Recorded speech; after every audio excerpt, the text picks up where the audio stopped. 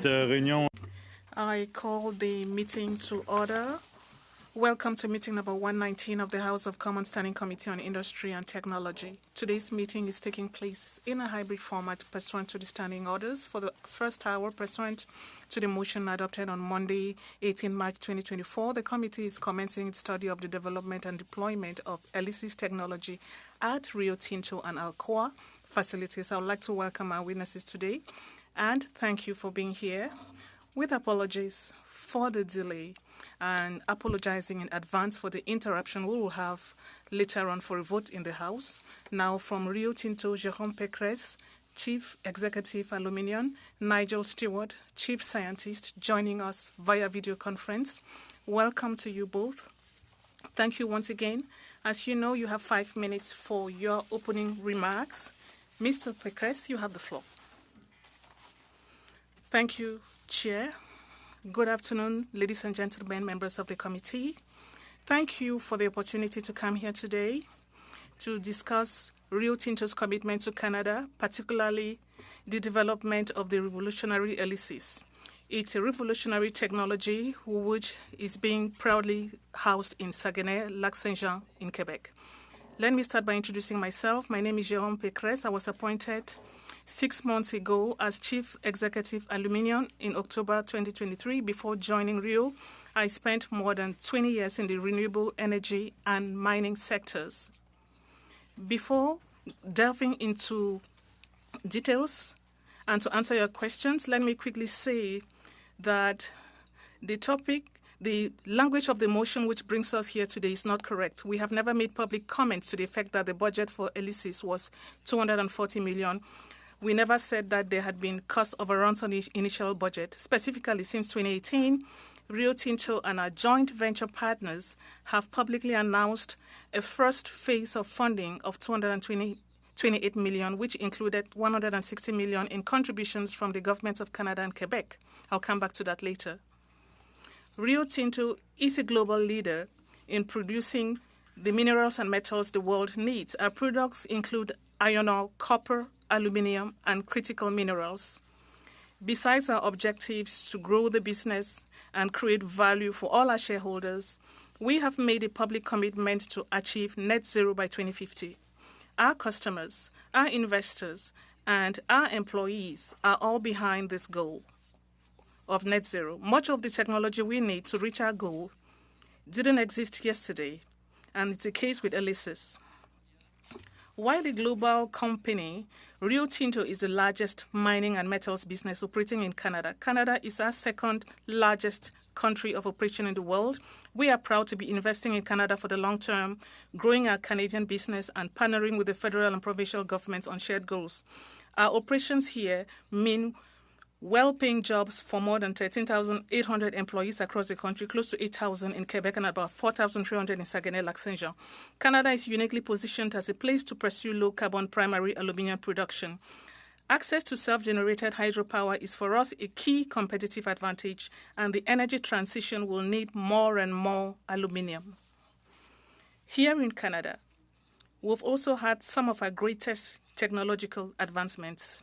First of all, AP60.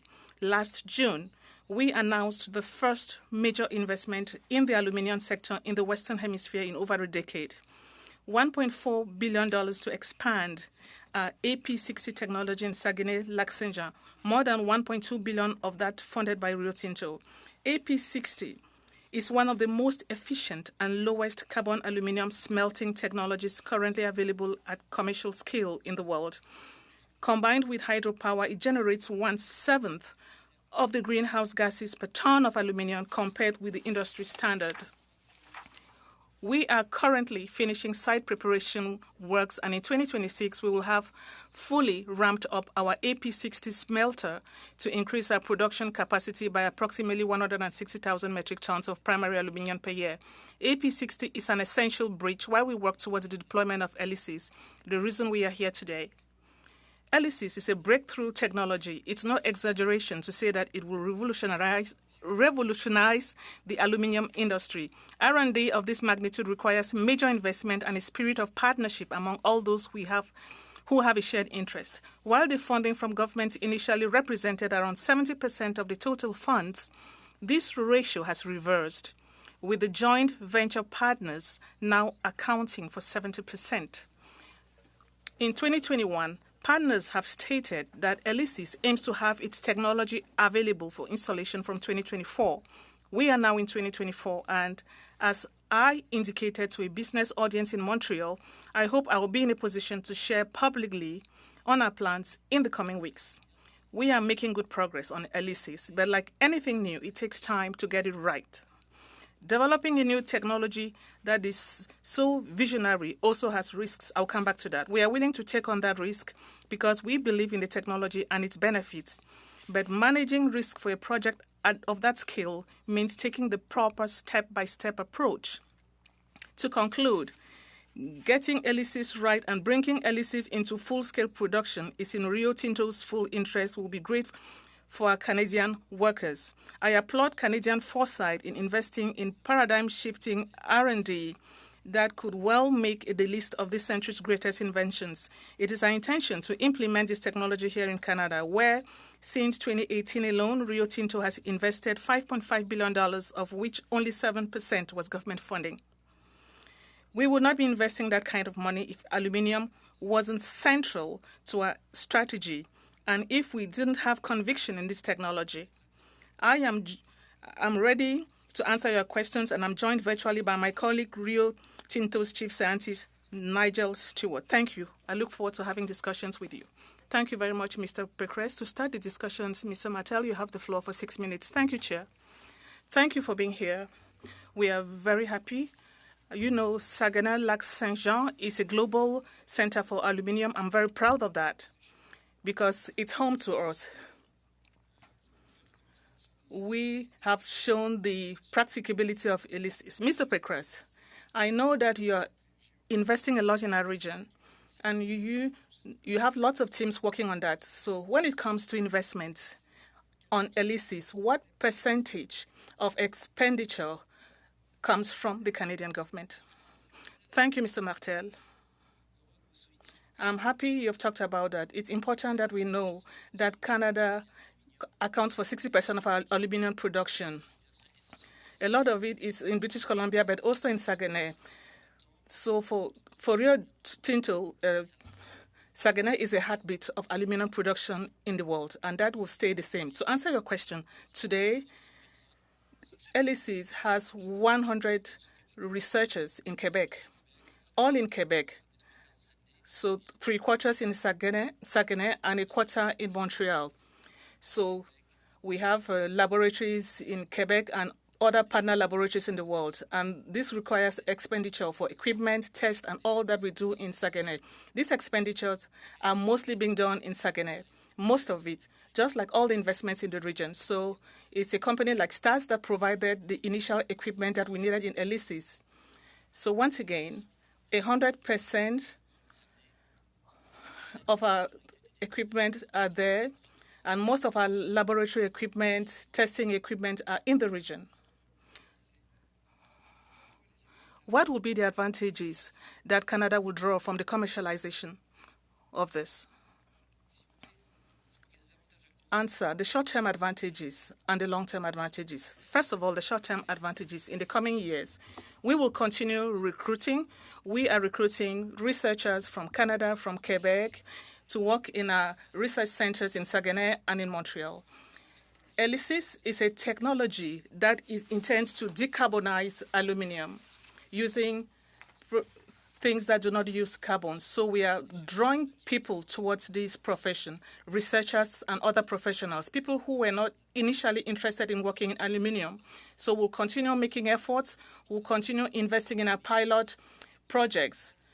So we want to build the Saguenay of the future. Saguenay is there today because 100 years ago, visionaries that were there before us built a plant that allowed for the production of aluminium for decades in Quebec. Now we realize that if we want to continue doing this profession, aluminium has to be net zero. So carbon comes from electrolysis. If we're able to do so, taking into account different processes, we'll be able to have a step forward in the industry, and we'll be building the Saguenay of the future. ELYSIS is being developed in Saguenay. It's going to happen in Saguenay, and there will be another level of competitiveness created in the aluminum industry in Quebec, because our clients like automakers, plane makers, and so on will need us. So in 20 years, we'll get to another level. Now they need electrolysis that is carbon-free. So in June, you announced the first initial investments in AP60. You were the only ones at the time. Now that we know that an announcement was made in the U.S. about aluminum, and they say that they're going to be green, in your opinion, that announcement, do you think it's a threat to ELYSIS? Answer: it depends on how you see it. We need to show that governments are supporting the aluminum industry. The Canadian government has been doing it for a long time. Quebec has been doing it for a long time. The American government is powerful and are doing the same. The fact that that industry is important and is creating jobs is nothing new. The Americans are doing the same thing. The second thing I would like to say, they say that they're going to create green aluminum. So instead of using electricity that comes from coal, as is the case today, they will be using renewable energy. They will be receiving support to do that. So the use of renewable energy, we did that in the Saguenay 100 years ago. And that is what I said previously. In ELYSIS, we'll be recreating an advantage. We'll go further. There will be no electrolysis, from what I know. That's what they are doing. But they are trying to catch up with us. We need to continue stepping forward. Do I have any time left, Mr. Chair? About 45 seconds. Mr. Pécresse, we know that our region is a great aluminum center. Are we going to have the first ELYSIS-based aluminum plant in Saguenay, Lac-Saint-Jean? Answer: we're doing everything we can. There's no development project for ELYSIS now that is not going to be in Saguenay, Lac-Saint-Jean. We don't have a plan. We have ambitions. I can't give you details. I said in the introduction that on some issues, my comments will be limited because we have lots of partners. This is an innovative technology protected by intellectual property. So I can't get into all the details here. So we have to protect the joint venture objectives with our partners. But once again, to repeat what I said before, we are developing ELYSIS in the Saguenay-Lac-Saint-Jean. We have no plans to do this elsewhere. And that's our objective. Thank you. Thank you very much. Mr. Turnbull, you have the floor. And thanks to Mr. Pécresse for joining us today. Mr. Pécresse, I want to start with a question about how Rio Tinto's Canadian aluminum processing operations compare to international competitors in terms of GHG emissions. Could you explain how your Canadian operations compares on that level? I mean, the average emissions, if you look at the industry globally, the average of a smelter would be 12 tons of CO2 per ton of aluminium produced. If you look at what we do today in Saguenay-Lac-Saint-Jean, we are probably at 2.3, so much lower. And the reason why is that because most of the smelters in the world use as a source of electricity taken from the grid, which has fossil fuel origin. Whereas in Saguenay-Lac-Saint-Jean, we use hydroelectricity from our own hydropower plants. So, and just to frame it, what ELYSIS is about is to bring the 2.3 to as close to zero as possible. Thank you. And what I wanted to ask is, what, if any, of your plans for future innovation in greening the minerals and metals industry, what impact will that have? And what are your plans? Are your plans to do things internally, which you're already doing, and then helping green the entire industry? Is that part of your plan?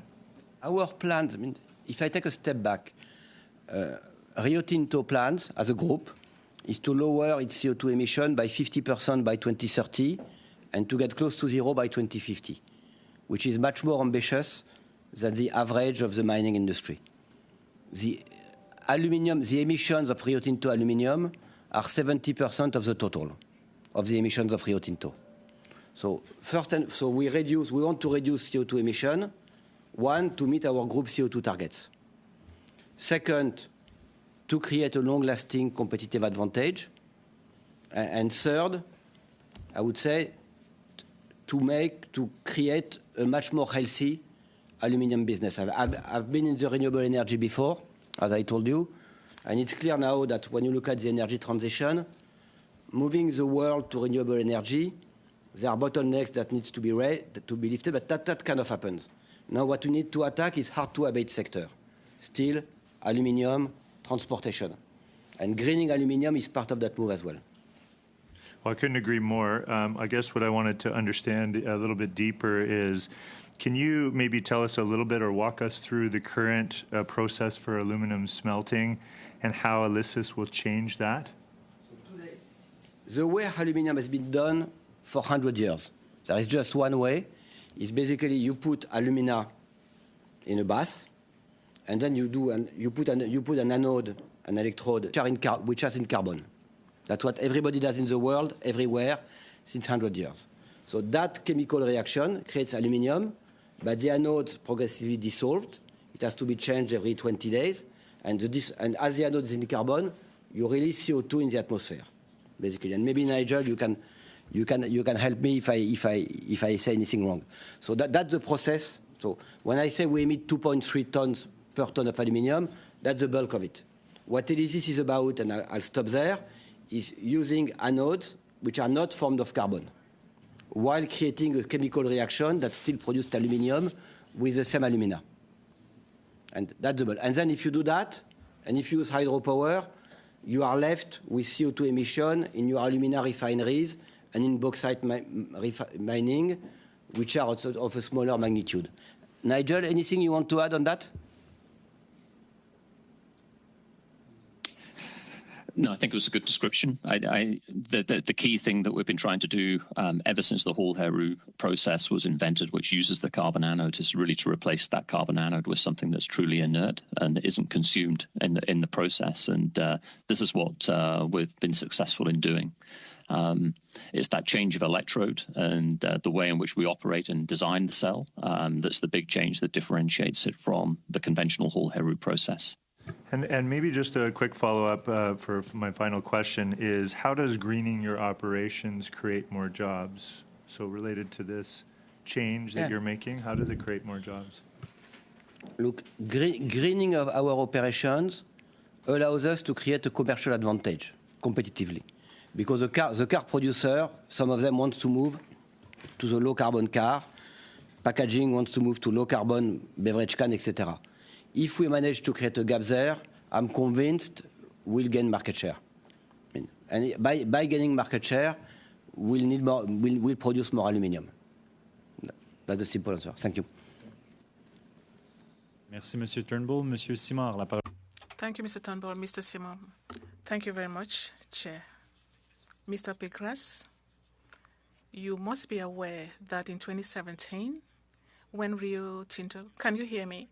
When Rio Tinto acquired Alcan, there were some conditions that everyone is aware of to invest $3 million in Quebec and British Columbia, about $2.1 billion in a plant in Saguenay-Saint-Lake-Jean, maintain the same level of activity, the headquarters in Montreal, and continue the same level of regional development activities and maintain research and development activities. When I look at that today, we have plans to bring down the figures, so we are lagging behind by about 10 years. If I look at the strategic functions of the headquarters, several people may feel that things have been externalized and research and development have been significantly reduced. We are talking about 200 scientists who were working at Rio Tinto. The numbers have reduced. So a simple question for you. Do you feel that Rio Tinto respected the 2007 commitments? The 2007 commitments, as you are aware, Mr. Sima, I was not there at the time. Those commitments were renegotiated in 2018. And there was a financial crisis. There was COVID and so on. So they had to renegotiate the commitments. The commitments have been respected. Rio Tinto has been investing $4 billion is massive. And then if you look at what we did with AP60 and other investments, we are meeting our commitments. Talking about the headquarters, the global activity on aluminium is governed from Montreal. I'm in Montreal. Besides the head of the Pacific Zone, who is in Australia, and the strategy officer, who is elsewhere, the other teams are in Montreal with me. Thank you. Mr. Chair, maybe we could send questions in writing later on. That may be simple. Excellent. So we may continue with written questions later. You know that there's a maximization committee that exists in Saguenay-Lac-Saint-Jean to make sure that regional benefits are as interesting as possible so that people can benefit from energy benefits. I have a simple question for you. What role is Rio Tinto playing within this maximization committee? Because from what has been done, there were contracts that were awarded to some regional teams. But out of what is being done, it would appear that there are no contracts that are given to regional teams. I would like to understand, we were able to do it on the first 34, but we are not able to do so with the 96 remaining. You are referring to a specific part of the equipment. To be clear, I would look at the topic again. We are working mostly with suppliers from the region and Quebec suppliers. A percentage of the expenditure for 1.4 billion will be spent in Quebec. So when we engage in such investments, there are economic contracts, there are budget constraints. Saguenay-Saint-Jean cannot provide us with all the equipment we need. So with the situation you are referring to, it's just a small part of the project. We indeed had some economic constraints with our budget. So we had to look elsewhere.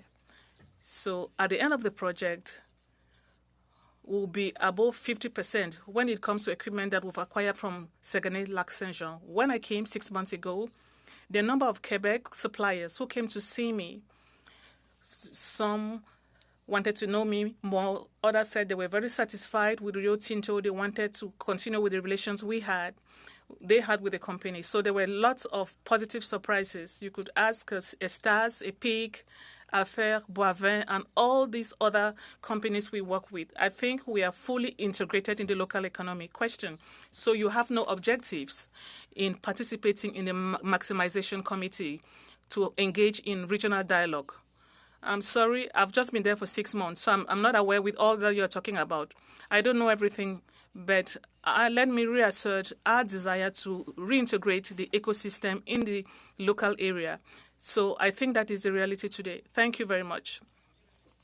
Initial investment on Élysée, 60 million from the provincial government, 60 million from the federal government. That was 2018. 20 million was added in 2021. What was announced initially was that technology had to be deployed in 2023-2024. When we read the report, the annual report from Rio Tinto in 2023, in 2022, we are told in that report, somebody is responding to the shareholders, and he says that the retrofit was impossible. The technology cannot be deployed before 2013. You find that in the 2022 report, if I'm not mistaken. In the 2023 annual report, we are told that the technology cannot be deployed before 2030. It's in your annual report. I would like to know, do you now have a calendar for deploying ELYSIS, a clear calendar? I don't know what you mean by calendar.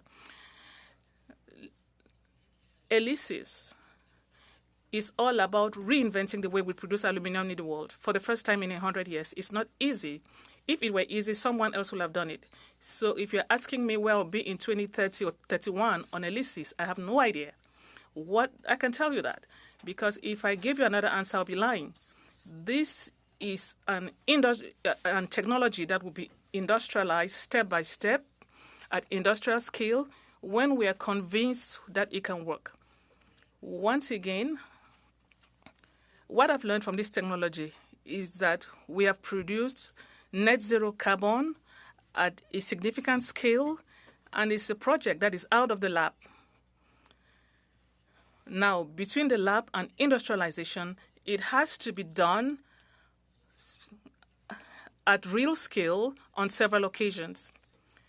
We said that after 150 AM tanks, we increased the level. And we are working to increase the scale. There are other steps we are working on right now. Thank you very much. ELYSIS exists. I don't know if you've seen this before. It's zero carbon aluminum block from ELYSIS. We were told that the current technology will need fewer operators. Well, we don't know. We don't know. But we know that things will have to be replaced less frequently than the current technology requires. So clearly, there'll be fewer employees required to work with the new technology. You are being categorical. Well, these are suppositions.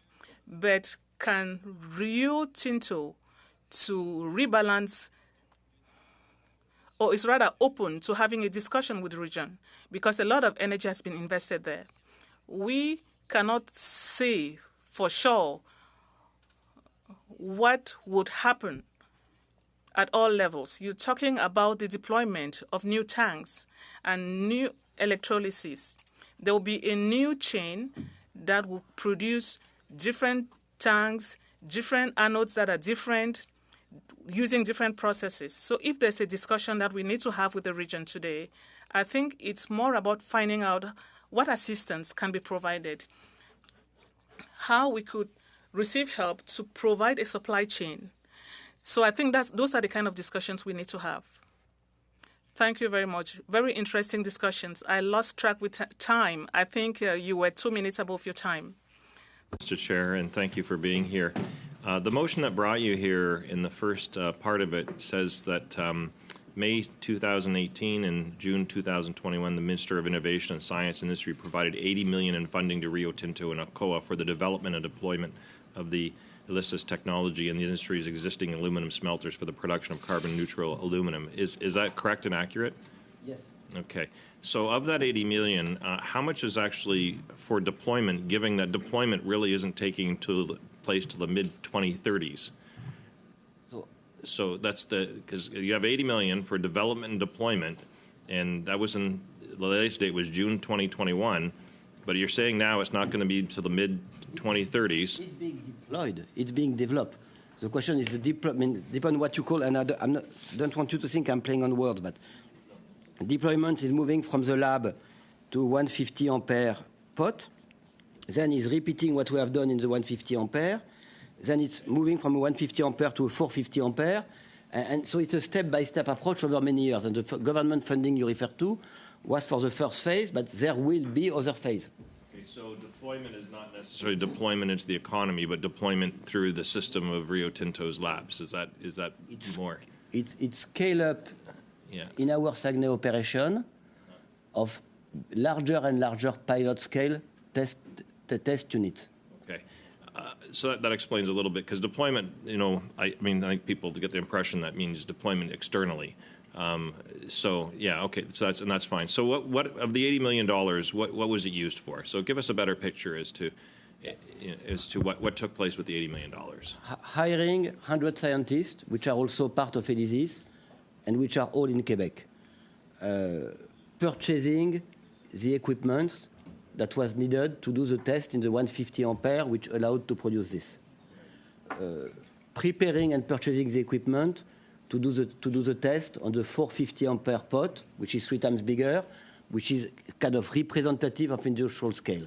So it's purchasing the pot, purchasing all the logistics and manutention equipment that allows to do that, purchasing laboratory equipment to do tests. So it's all of this. Okay. So with that, are you still employing those scientists at the same level of employment? Has that stayed consistent? We are hiring every quarter to increase it. Okay, so the employment actually has gone up, is what you're Yes, saying? yes. Okay, so also in the motion is that the cost overruns to the initial budget are 240 million estimated. Is that accurate? No, that's not accurate. What I said in my introduction is not Right. accurate. Okay, so what would be accurate? I don't think we have a cost overrun. Okay. I don't think we have a cost overrun. It's going to be, this is going to be a process where sometime we'll test something, it will not work, and then we'll understand why and we'll test it again. So you could call it a cost overrun, but it's just innovation life. You see what I mean? It's just, I see some of what you're saying. It's just a little confusing, but I understand. Like it's a loss leader for you in terms of until you get the final product. Then is that essentially? Sometimes you test and it's not working, and you understand it, and you test again. You can. Okay. It's What has Rio Tinto received any municipal support? We have federal support. We've had a bunch of Quebec support that were out there. I'm just curious. I'm a former city councillor, so I'm wondering whether the Rio Tinto has also reached into support from the municipalities. for ELYSIS, I'm not aware. Okay, so that would be interesting. I just don't know because I know, like for example, like for the Stellantis project in Windsor, the city of Windsor had to really I'm sure we come have to of local support on things we have local support for things we do in Saguenay, and I'm always impressed on how we work with the community. I'm not aware of anything on ELYSIS specifically. Okay. Yeah, no, that would be if you do find something that I'd appreciate to know. I think that would be helpful because it's part of like some of the accountability, and we tend to forget the cities at time or municipalities that are giving land or other types of materials and so forth. So with the process now in your competition that's out there, give us a little bit more of a clear picture in terms of where I guess you can corner the market in the future, or where are you? You mentioned automotive, you mentioned aerospace. What other applications might be useful for the new process? ELYSIS is a proprietary technology developed by the joint venture, which is a partnership between us and another very large aluminium producer in the world. So it's not an IP that we intend in the short term to license to anybody. We are aware of some competing projects that may have happened in Russia or China to do the same. We are not aware anybody has been able to do this, which is to produce the highest purity possible of aluminium, produced with, again, no carbon emission from the electrolysis. So we are not aware of anybody being able to get to that stage. The sectors where this is the most demanded are sectors like automobile, the cable industry, with people who produce electrical cables, in particular for the grid, and over time we think aerospace, among others. Thank you. That's all my questions. Thank you. Mr. Chair. Merci beaucoup, Monsieur Massé et Monsieur Paulus. Thank you very much, Mr. Massé. Mr. Paulus, you have 5 minutes. Thank you, Mr. Chair. After this, first of all, on our side, we found it very strange what the Bloc Québécois is doing in terms of questions. Mr. Mattel is another proud person from Saguenay, proud to have Rio Tinto. So we have questions today which should help us understand this project ELYSIS, which we think is an extraordinary project, so that someday we are able to get to net zero production of aluminium. This should be a first in the world. I know it's complicated, especially when you look at research and development. It's something you said before. Now, to look into with the perspective of the motion and how you do business with the government of Canada, there were lots of figures, and you said that the language of the motion was not precise. Could you give us an idea? Now, when it comes to our relationship with the government of Canada and Quebec, as I said, at the beginning of the investment, the subsidies represented about 70%. Since then, partners of the joint venture came with their own funding later on. So now we find ourselves in a situation where when we look at all that was spent on ELYSIS from the very beginning, 70% of the funding comes from joint venture partners, 30% from Quebec and the federal government as subsidies, in the form of subsidies, as we said. Question. We have a concern. We understand that the objective was to get to production in 2024. We know it takes a lot more time because, as you said, you can produce in small quantities, but to get to upscale, it takes a lot more time. I know that it's difficult to assess. We were focusing on the next steps. We have done small-scale production. What we'll try to do now is to try to produce quantities that are not industrial-scale quantities, but that are more significant and things that we can repeat. What I want the committee to understand is that the industrialization of such projects is something I did before. We increased the voltage in a number of years. So in such industries, when we go too fast, we may mess up. So we're trying to avoid that situation. We don't want to move overnight from small quantities to 100 tons. We want to produce important quantities, but at a level that we can master. And that is what we wanted to do in 2024, launch projects that allow us to do that. And after that, we get to 2025, we look at what will be the next step. So that's the approach that we're trying to adopt right now. So when the company assessed the future windfalls for Canada and Quebec for that technology, when the commercial deployment will happen for that technology, could you have an assessment of the windfall for jobs, investments, or any other benefits for the country?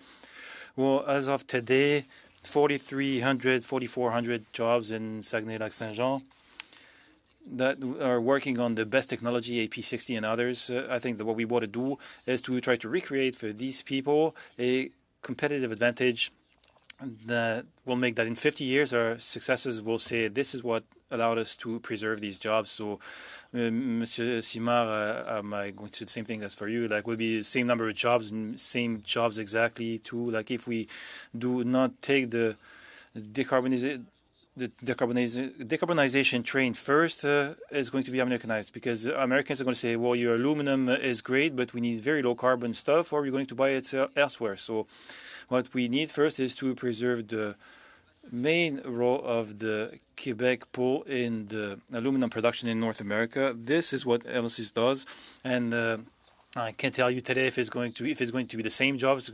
There's going to be more or less of them, but at the moment it creates jobs at home. It creates jobs for subcontractors and providers, and it allows Quebec to really shine in the North American industry. So usually with technology change, jobs are going to adapt to work, maybe not necessarily the same jobs. Mr. Simard is right, that we might change the anodes less often. Some things will have to be repositioned in terms of skills too. But on the other hand, we will bring providers that will bring to Saguenay-Lac-Saint-Jean the new equipment and new things we need. Okay, and for having visited your installations in January and having seen the comparison of Rio Tinto's emissions versus China, like already on the Canadian level, we're the best in the world, and with the new technologies, we're going to be the leader. So yes, so the U.S. are going to try to catch up with us, but we have to keep that competitive advantage. Okay, so our integration within the Lac-Saint-Jean community, yes, we're a source of pride for the community. It's also a source of pride for us. So. For me, 6 months in the job, when I go to Saguenay, I am struck and in awe by the level of symbiosis we have between us and the community there. That integration is something that I've very seldom seen in my industrial life. Thank you, Mr. Gaillard. The floor is yours. Thank you to Mr. Pécresse for appearing before the committee.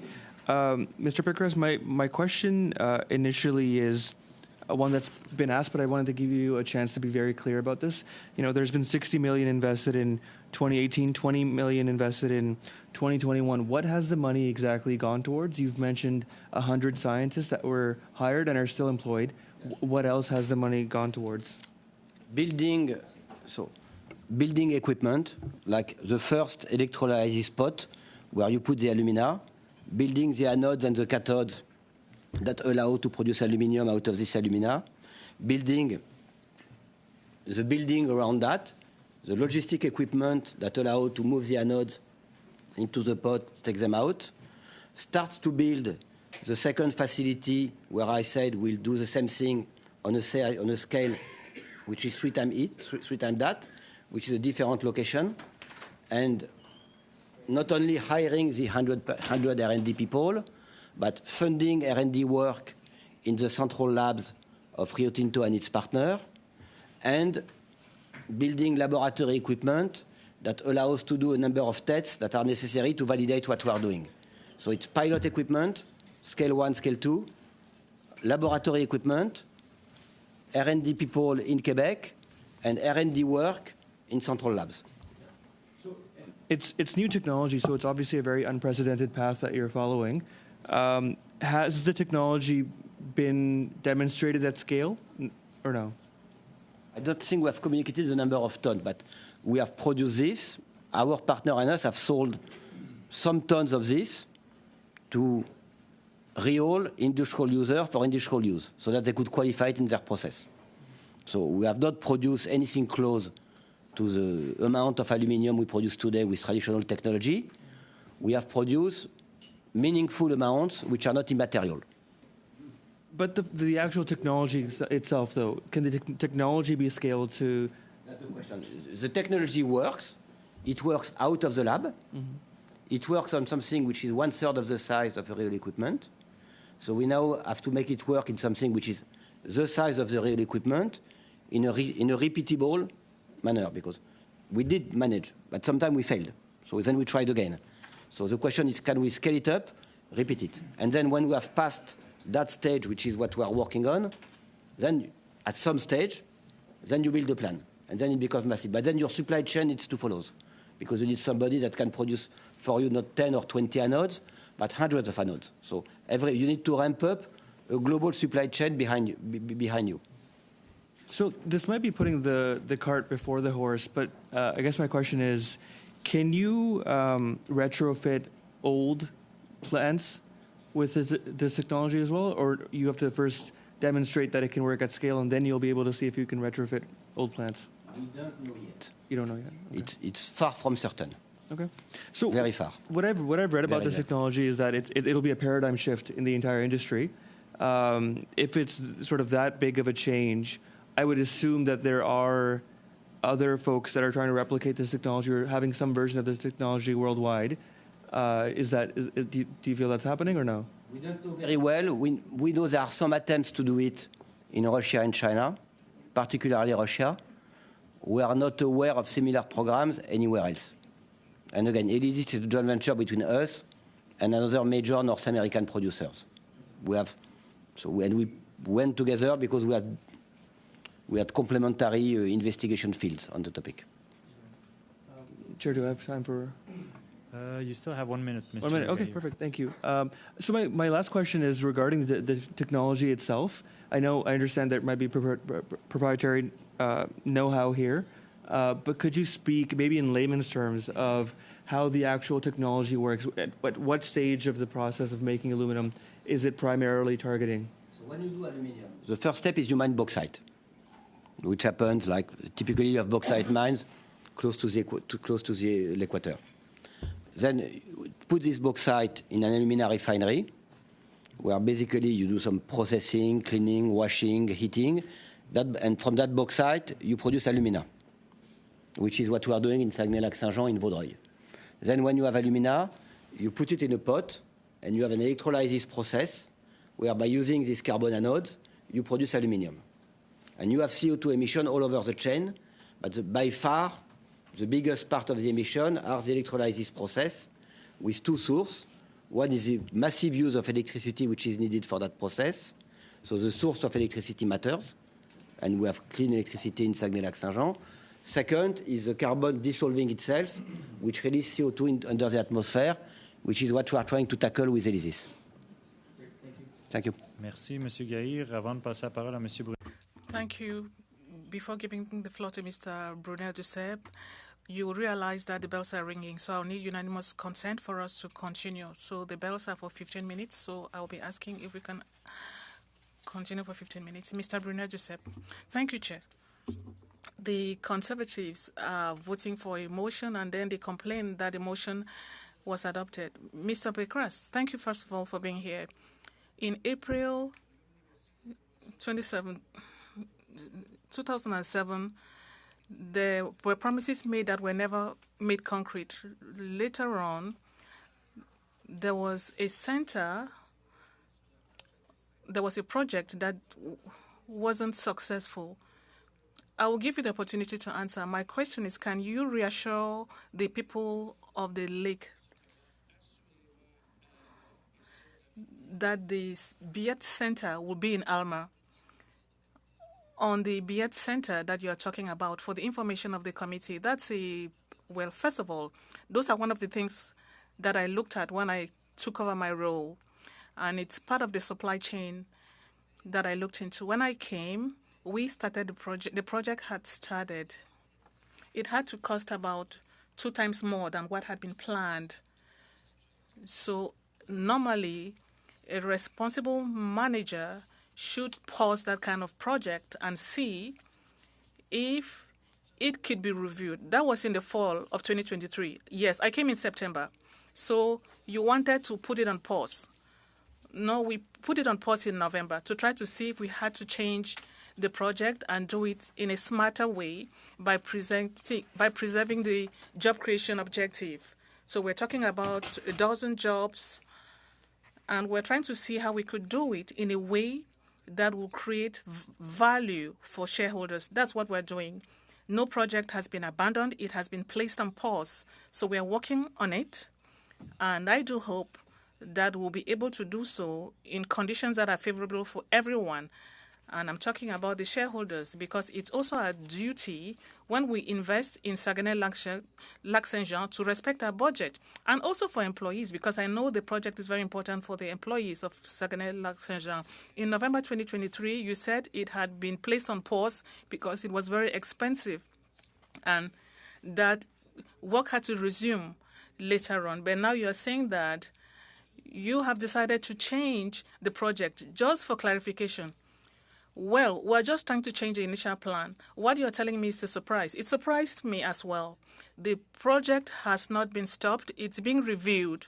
The intention of everyone is that we find a way of implementing it while respecting the right economic conditions. But that was not the reason that we were giving. You said you stopped it to review the project. But we were told in October that the project will start because they didn't want to start because it was expensive at the time.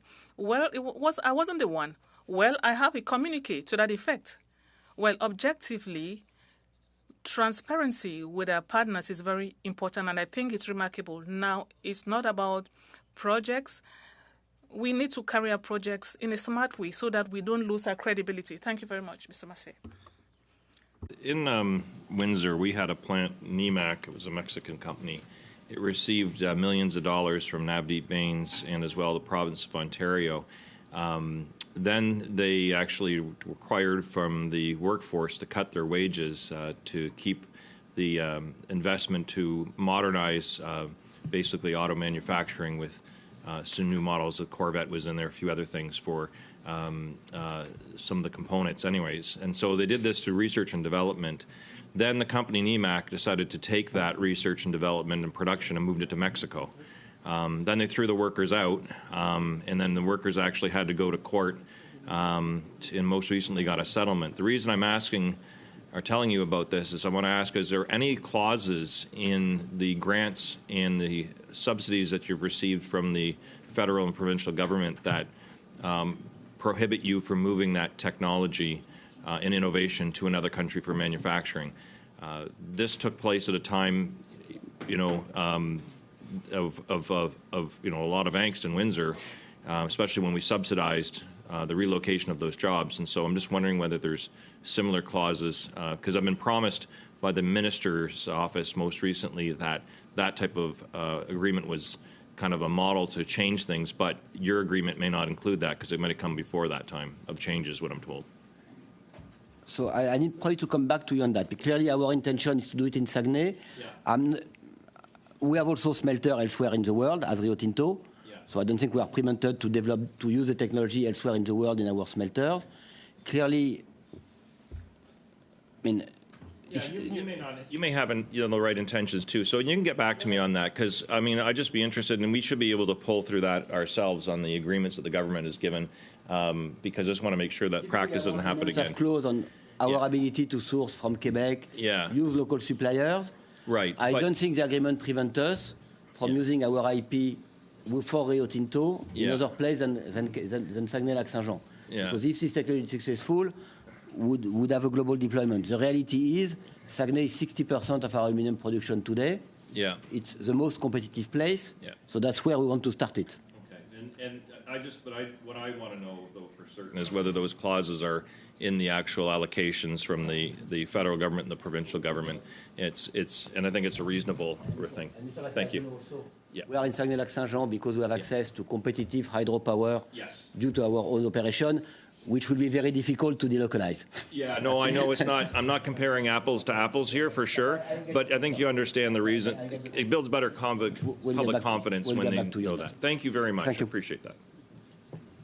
Merci beaucoup, Monsieur Massé. Thank you very much, Mr. Massé. I will now give the floor to Mr. Martel. Thank you, Mr. Chair.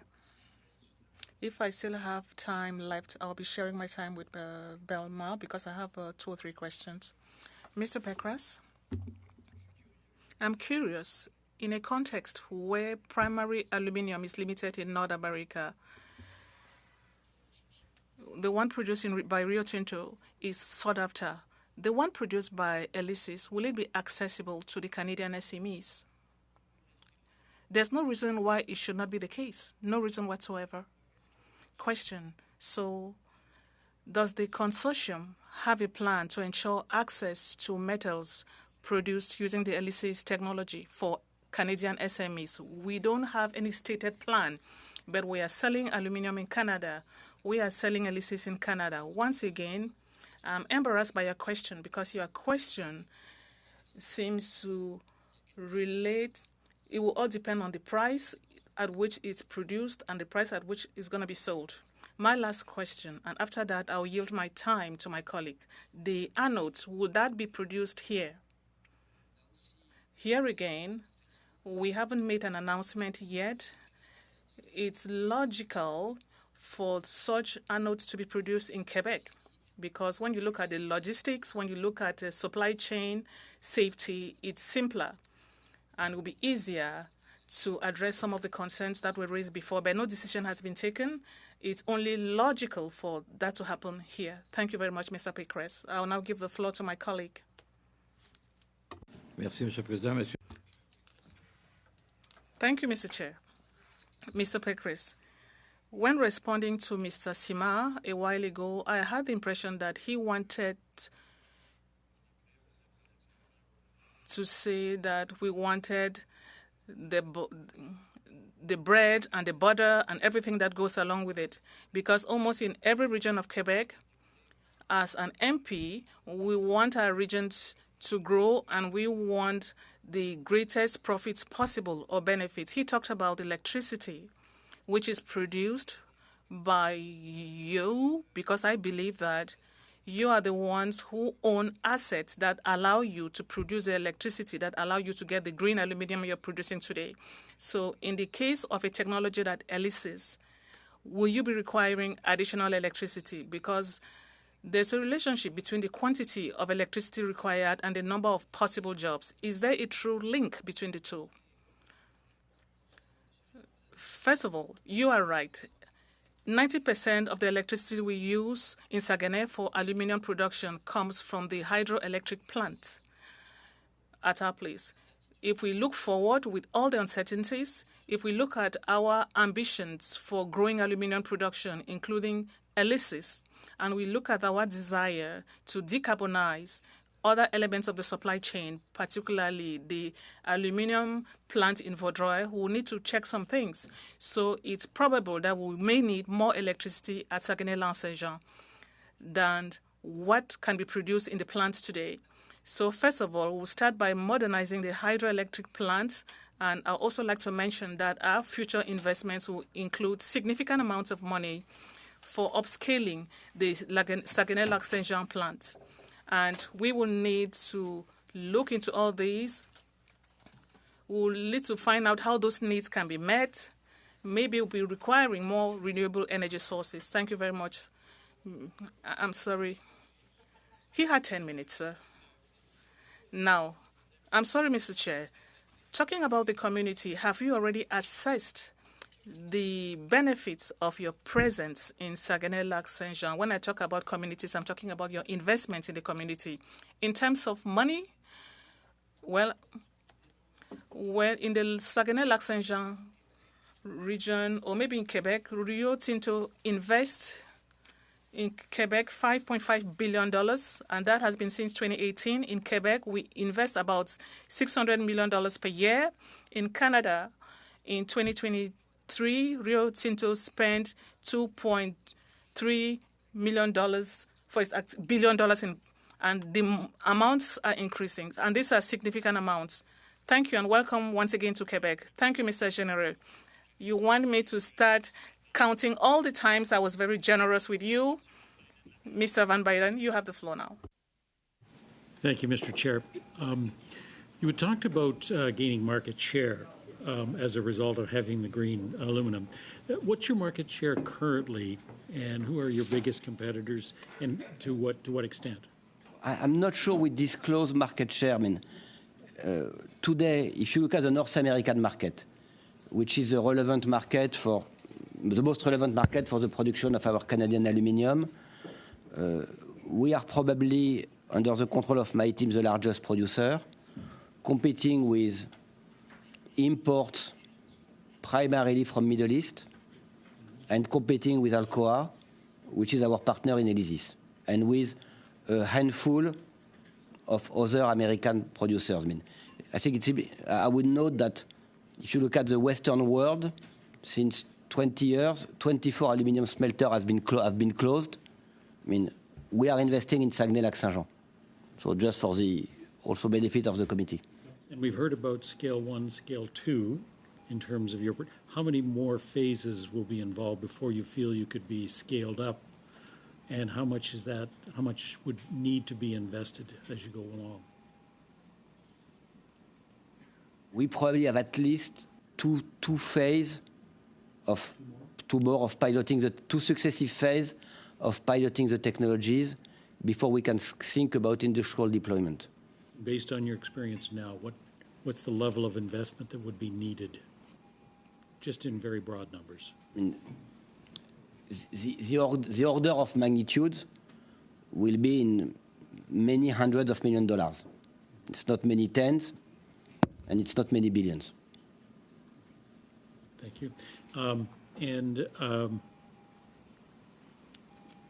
There was, I think, when we had the announcement in, I think it was 2018, there was the indication that it would create 100 jobs directly, and as much as 1,000 jobs by 2030, and potentially increasing between 10,500 existing aluminum jobs in Canada.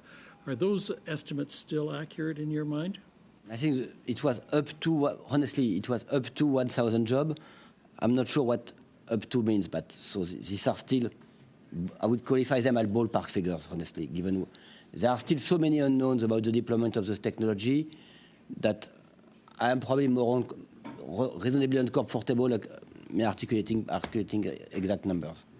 And we've talked about this AP60, and that's your steps towards ELYSIS. Now, is it your intention to be training the existing workforce with the new technology, or will this bring? We keep, and for your full information, AP60 will progressively take over from the production of a production line called Arvida, which is close to 100 years of operation, which will be progressively shut down. And we are retraining the people from the Arvida line, most of them, into AP60, because it's our duty to the community to make sure that our employees can transfer from the oldest technology line to the newest. Thank you. Merci, I think Monsieur we Van should be voting Bynen. shortly. Thank you, Mr. Pécresse. Before we end the meeting, I would like to come back to what Mr. Massé and Mr. Sima asked. If you're okay with it, some members of the committee would like to send you questions in writing and would like you to respond to them by the beginning of May, because we are receiving the minister on the 8th of May. It's a very important topic. Thank you for taking part in this exercise, which of course is very important for the people of Saguenay-Lac-Saint-Jean and for the people of Quebec. It's also very important for us. Interests are also at stake here. Thank you very much, Mr. Pécresse.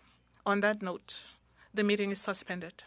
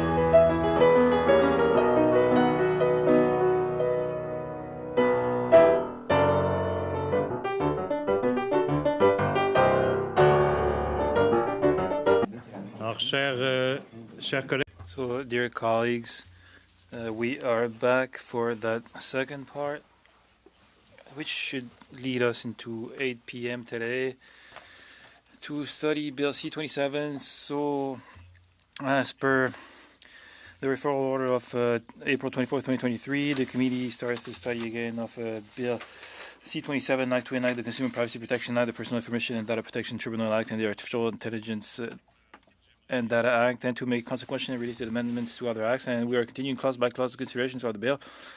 With that, I'd like to welcome back our witnesses and thank you for being here. Department of Industry, Mark Chan, Senior Assistant Deputy Minister, Strategy and Innovation Policy Sector, Samit Chabra, Director General, Marketplace Framework Policy Branch, and Bruno Angus, Senior Director, Strategy and Innovation Policy Sector. Thank you for being with us on a Wednesday night. And with Mr. Turnbull, who had a sub-amendment to NDP2, if I'm not mistaken. So, Mr. Turnbull, I'll yield the floor to you. Thank you. At the tail end of our last meeting, I think we had taken a very short suspension just to huddle and talk over a kind of a compromise or a way forward in relation to the definition of anonymize. So this is a proposal that we made and I believe had kind of unanimous consent on, subject to Mr. Massey having a look at the wording. So the wording has been drafted. I shared it as soon as I got it to committee members, and I hope that we can get this quickly passed unanimously and move forward. This adds reasonably foreseeable risk to the definition, or that there is no reasonably foreseeable risk in the circumstances that an individual, and then it continues on in the sentence of the text of the bill. So I hope that we can dispense with this fairly quickly and get on to a vote and keep moving through the bill, but subject to my colleagues' support. So thank you. Parfait. Et juste pour qu'on soit... Perfect. And just so we can make sure... Mr. Turnbull is the one referenced 1302-4106, which you've all received this afternoon and through the clerk earlier. Mr. Massey. Thank you, Mr. Chair, and thanks to Mr. Turnbull for doing this. And we're trying to work together, obviously. I have had confirmation that the Privacy Commissioner can work with this, and that's very important to me. And so I do accept this as a friendly amendment, I believe, and that's kind of where I stand. Thank you, Mr. Massey. However, and I appreciate your comments. I think we'll still have to vote on it at some point because there is no such thing as a friendly amendment, but we understand what you're saying. Thank you. Okay. Monsieur Garon et ensuite Monsieur Perkins. No? I think friendly amendments, Robert Rules of Order or something in another world. So, but we're all friendly here. So just so I understand, so we're if we pass this, it goes into NDP2 and G2 is no longer necessary. Is that correct? And so can I just, since I think it's just due diligence, since we haven't really talked about G2, Mr. Shen, could you explain to me this sub-amendment or G2, what you think it does to modify and what we're doing by modifying the definition of anonymized by adding this? Merci, Monsieur le Président, pour la question. Comme nous avons discuté, les réunions... Thank you, Mr. Chair. As we discussed Monday during the meeting, there's two aspects that were proposed through Amendment 2 of the government. On the first of those elements, which was the concept of generally acceptable best practices, and I think we reached, or I understood that from the committee members that they did not see the value in that approach. The second aspect was this notion of reasonable foreseeable, which essentially allows for a standard approach, which is found in many other parts of the law, as we discussed at the last meeting, for the implementation to essentially be a test essentially of whether or not the user of the personal information had reasonable understanding of its potential for re-identification, and I think that's the second construct that would now get inserted back into NDP2. Those were the two elements of G2. Okay. Je vois qu'il n'y a pas d'autres I see. No other comments. We ready to vote on the sub-amendment NDP2 that I just referred to. Do I need a vote, or it seems to have a unanimous consensus around the table? So, are we good? Perfect. So the amendment passes. So does NDP2 as amended passes? Yes. Great.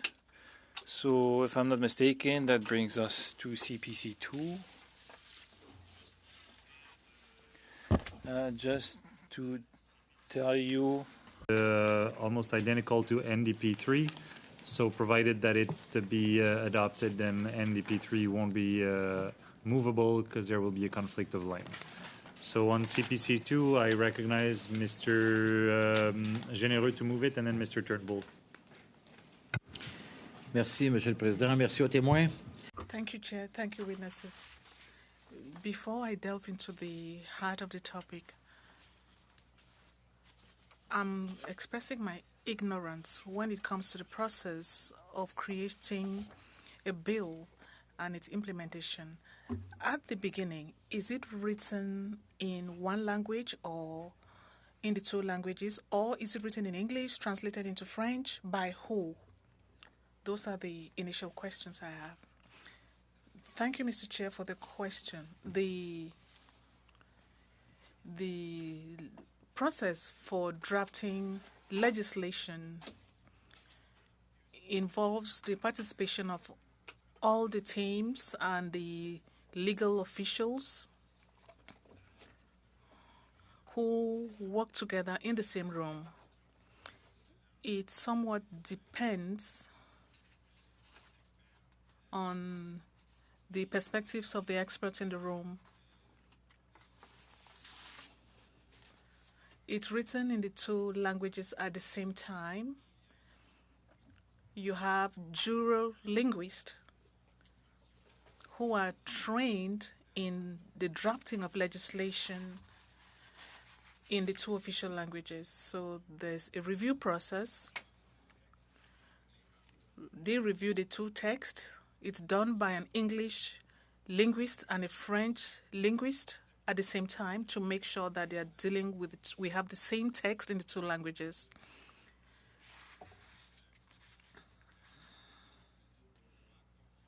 They will have to make sure that the two laws meet with the standards for writing bills. Question. I understand. I'll make sure that I understood your answer very well.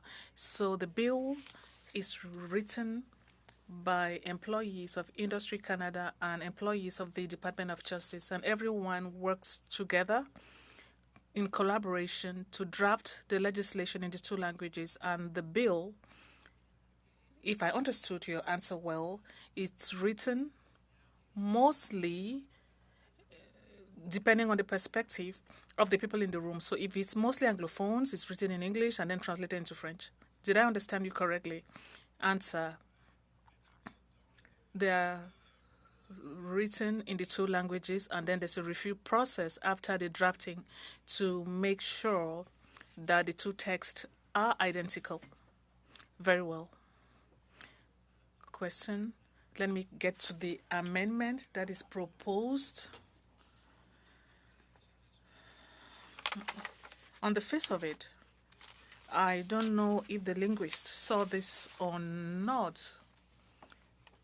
If we were to propose an amendment on this, I would have thought that maybe it may seem like that we are very demanding. It may seem like the same political parties asking for the same thing, making sure that we have the same text in English and French. We see D identify and depersonalisation. So I'll read the definitions that are as follows. Personal information so that an individual cannot be directly identified from it through a risk, though a risk of the individual being identified remains. So, la dépersonnalisation. En français, So in French, depersonnaliser talks about risk reduction. And I think that's where we have to interpret. Identified and réduire les risques pour nous. And reducing risk for us is not the same thing. Voyez. Talking about not identifying someone and reducing risk is not the same thing for us. So this brings me to another question. We have received you regularly to appear as witnesses. We've received you as witnesses in this clause-by-clause study. And we usually refer to people from the Department of Justice as well because you collaborate with them. We are wondering whether linguists could also come and testify to their competence when it comes to drafting, because we're referring to this clause in particular. But we have a document that is hundreds of pages. So there may be the danger that elsewhere in the document, there may be an interpretation that may be different in French or in English or vice versa. So I think we need to ask questions about that. So I'm asking you an innocent question. Is it normal that it's possible that, is it possible that there were people that worked on the bill only from the Department of Industry and not from the Department of Justice? Answer, it's a normal process for public servants when they are looking into the study of legislation. They do have conversations. I think it's the same thing with amendments that are drafted by the legislative services at the House of Commons, because members of the committee come with a text that has been written by a drafter or an expert from the House of Commons. And this member arrives to defend his intentions. And it's the same thing for the department. There is a jury linguistics service or department, which is one step in the process of preparation of bills. So there's a lot of work that is done to make sure that the text in the two languages are the same. But it's possible that from time to time there may be mistakes that are corrected. The statute in English, in French, but the Statutes Amendments Act, which allows for some of these corrections to get made when, from time to time, there's been an error in the specific meaning. Donc, est-ce que vous êtes d'accord avec le?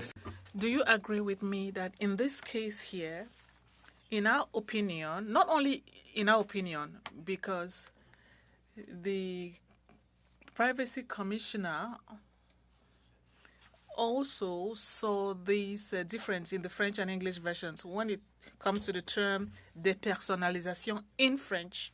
So clearly, some corrections are necessary. Do you feel today that corrections are necessary to make sure that the two texts represent the same idea?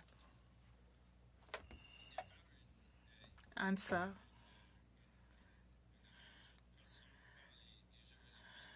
The jurolinguists did not raise any alarm when this definition was drafted. But in my opinion, I think that what the Conservative Party has stated makes sense when it comes to the definition of depersonalisation, which is the same in English. I will read the paragraph of the Privacy Commissioner's comments, he says that there seems to be divergence between the French and English versions when it comes to defining the word depersonalisation in clause 2 of the bill. In the English version, it is clearly indicated that depersonalisation means making sure that no one is able to directly identify anyone using the anonymized information, but there is a risk. In the French version, the word places access on risk mitigation instead of saying clearly that the individual should not be able to be identified directly, even though the risk cannot be completely eliminated. To avoid any confusion, the text should be modified in the French version to make sure that it reflects the same thing as the English version. Do you share the opinion of the Privacy Commission on this? La question est-ce que je suis d'accord? So you're asking if I agree? Do you share the opinion of the Privacy Commissioner when he says that the two definitions are not the same?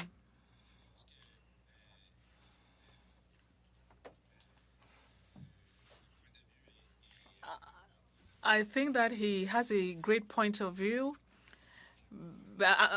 I think the amendment is a good amendment of the text. So in our motion, we are requesting that the French text be amended so that we change the word dépersonnalisation, would remove the mention of reducing risk and the idea that people should not be identified. So the French text should be changed because we would like to have a more consistent version, consistent with the English version. We agree with the definition of the version proposed, and I think, that. Mr. Chair, so CPC 2, unfortunately, I did not take note of the proposal of NDP 3, which basically is the same, if I understand well.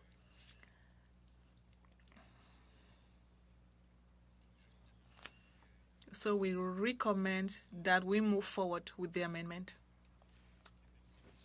Thank you, Mr. Massey, Mr. Turnbull, Mr. Perkins, and Mr. Massey. Mr. Turnbull. Thank you, Chair.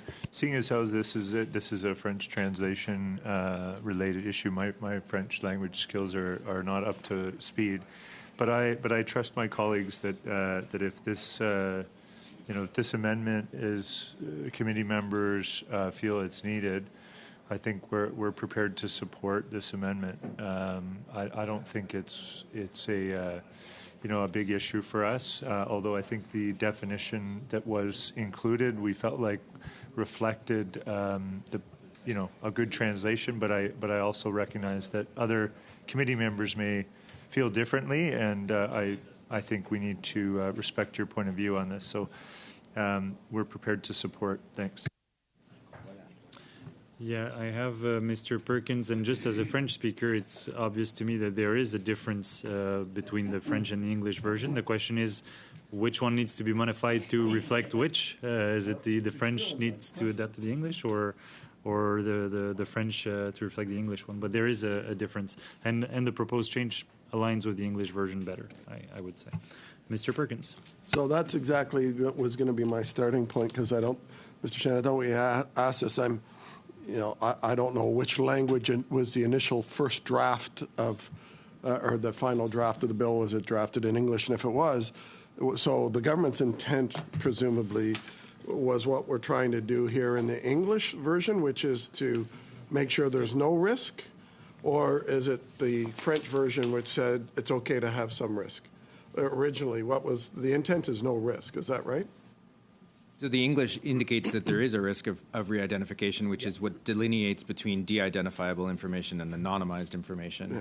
And so the English intent, which is to note that it is to modify it so that an individual cannot be directly identified, though a risk of re-identification remains, which is to distinguish it from anonymized information where that re-identification is not reasonably foreseeable, as we just. I'm working on my French. I haven't actually read the French version of this bill and done a comparison. We sort of rely on the government, I think, to do that. And it does worry me that this one version is one that the privacy commissioner raised. I don't think he raised any other ones, so maybe that means there aren't any others. But subsequent to seeing either our amendment or this raised by the privacy commissioner, has the government gone back and done a clause-by-clause comparison to make sure that both either the English or the French reflect exactly what it is, that it reflect the same thing, whatever the intent was? Yeah, so that's a task for the jurilinguists, and we have worked with the jurilinguists to ensure that there is complete that the two interpretations of the law will be the same in both official languages. So subsequent to that, so I'm curious then, why didn't the government propose a similar amendment since it was caught by the privacy commissioner? It should have been caught by the government. I think the view was, I think that the legal effect was understood, but I think we've come to view this as an important amendment that we've understood to now reflect the identical interpretation in both official languages. I appreciate that, but that doesn't give me a great deal of confidence to my answer in the first question, the previous question, which was that it's been gone over to make sure that this has happened, because I would have expected a government amendment to this along those lines as well, if that had been done. But I accept that you were supporting it, and I sure hope we're not caught up in any of these other clauses of whatever, 130, 140-page bill that we haven't got other ones that we've missed. And you're assuring me that we haven't. To the best of my knowledge, yes. Okay. Thank you. Mr. Massey. The only thing that I would like to know is we have our amendment, NDP 3, is identical to the Privacy Commissioner's amendment. I'm an Anglophone, so I will defer to my Francophone friends to decide. I guess the question to me is, which is the better one of the two? The Conservative Party has never led me astray. No, I'm sorry, just joking. No. I'm comfortable with as long as we hear from others that their amendment is good, then I'm comfortable with that too. So I just want to make sure that again that it's the right one of the two, and I'll support Conservative Amendment 2 if that's what I hear from my Francophone friends. Okay. Well, I have can no you more. Answer that? Oh oui, Monsieur Chan. Je ne sais pas s'il y avait une réponse, Monsieur Chan. Winnipeg, mais je ne suis pas. I'm not a Franco-Manitoban, but in my opinion, the meaning is the same between NDP 3 and CPC 2. Between NDP 2 and CPC 3, it's about the same thing. Mr. Garron. I would have said the same thing. We have reduced the conversation to a single word. In the first, we talked about afin que. In the other, we say de sorte que. So it's just resorting to the wealth of the French language to say the same thing. On those wise words, is there consent? PC2, on demande un... So a vote is being requested, so I'll ask the clerk to proceed with the vote on CPC 2. Mr. Turnbull. Vote yay. Mr. Gahir. Yay. Madame Lapointe. Oui. Monsieur Iacono. Oui. Mr. Van Bynen. Oui. Monsieur Généreux. Je ne sais plus, là. Oh, oui. Mr. Perkins. Yes. Mr. Viss. Yes. Mr. Williams. Yes. Monsieur Garron. Favorable. Mr. Massey. Oui. Okay, so the amendment CPC2 is adopted, which and congratulations, by the way, because if the government has leaves some imperfections in its bills, it's to test the opposition members, and you've successfully passed the test. So congratulations on this. It was a test. So NDP 3 then is not movable, which brings us to CPC 3 by Mr. Perkins. So I'll yield the floor to you. Thank you, Mr. Chair. This one's not a test, I don't think. So throughout the bill, the term lawful authority appears. Now we're in the early stages of the bill, and we found that our concern was that nowhere in the bill, in the definition section, does it actually define what lawful authority means, and that without even providing that term, I think it provides a bit of ambiguity in there. And so, for instance, in Section 44 of C27, it allows an organization to share an individual's personal information with a government institution upon request for the purposes of enforcing federal or provincial law. The language of Section 44 is taken from PEPIDA, as I understand it, and was problematic given that it outlines few privacy safeguards for individuals that have been afforded to individuals in the past, with the Supreme Court decisions like 2014 R versus Spencer case. So just because I'm sure everyone in the committee is familiar with that, I know some of the folks who are the witnesses are, but I'll just go over a summary of it. R versus Spencer 214 by the Supreme Court is a landmark decision of the Supreme Court of Canada on informational privacy. The court unanimously held that internet users were entitled to a reasonable expectation of privacy in subscriber information held by internet service providers. And as such, police attempts to access such data could be subject to Section 8 of the Charter of Rights and Freedoms. At issue was whether the police could request subscriber information associated with an IP address from an internet service provider without prior judicial authorization, who could then voluntarily provide it. The Supreme Court ruled that the request for internet subscriber information infringed on the Charter's guarantee against unreasonable search and seizure. And law enforcement, with some exceptions, in our view, should be generally required to produce a court order when asking for somebody's personal information, like a bank account, personal messages, health information, that kind of thing. The ambiguity with respect to the meaning of lawful authority that existed in PEPIDA with regard to disclosures to law enforcement remains in the CPPA and will likely result in continued disclosures of personal information without consent by organizations to police and to other law enforcement agencies in the absence of a court order. So, given this issue, the Privacy Commissioner recommended the definition of lawful authority for purposes of sections like Section 44 in this bill be amended to, or in this act, be amended to clarify that individuals should still enjoy a reasonable expectation of privacy. So in the Privacy Commissioner's submission on Bill C-11 in May 2021, the Privacy Commissioner said, beyond transparency, clarity is also required with respect to the impact of 2014 R versus Spencer decision with respect to when the state can obtain personal information via warrantless access.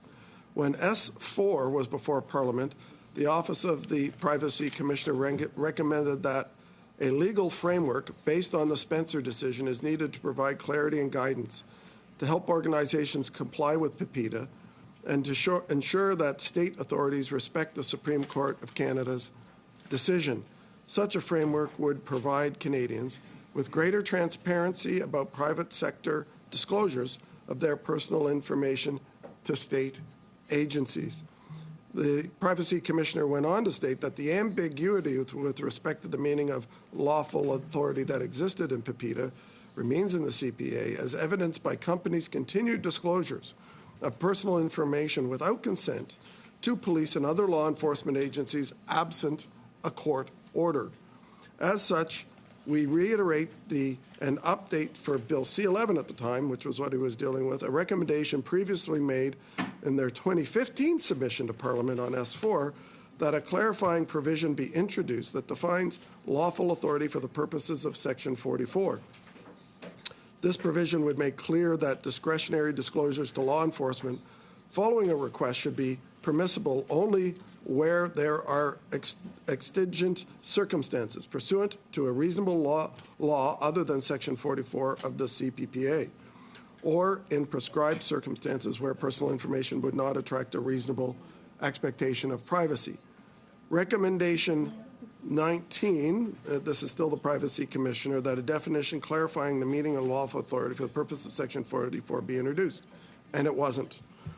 So in his submission on this bill in April 2023, the Privacy Commissioner said that recommendation 19, that a definition clarifying the meaning of lawful authority for the purposes of Section 4 should be introduced in this bill. So this amendment follows on the recommendations of the Privacy Commissioner on numerous occasions to make sure and make clear that discretionary disclosures to the law enforcement should only be permissible when there is an exigent circumstances pursuant to a reasonable law other than Section 44 of the CPPA, or in prescribed circumstances where personal information would not attract a reasonable expectation of privacy. So that's by way of an introduction. I haven't read the actual amendment, which was fairly short, but I know the witnesses have read it. Do you agree with the Privacy Commissioner that this needs to be added to this bill, that we need to add a definition in the definition section to lawful authority, which is a term used frequently throughout this legislation? Merci, Monsieur le Président, pour la question. I think our abiding consideration would be that we note and acknowledge the import of R.V. Spencer as a fundamental precept that needs to be understood as it relates to the ongoing interpretation and implementation of the CPPA in much the way that it has shaped the implementation of PIPEDA. And so in that regard, I think the helpful constructs as it relates to the relationship between the CPPA and law enforcement is a potentially useful area to ensure is well understood. But I think our abiding view would be that it should conform to the legal test that's set out in Spencer.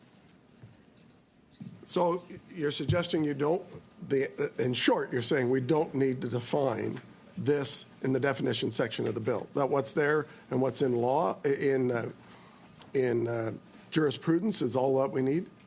No, I think jurisprudence is helpful. I would suggest if there is to be a legal definition of law enforcement added, that it must conform to the legal test that's set out in Spencer.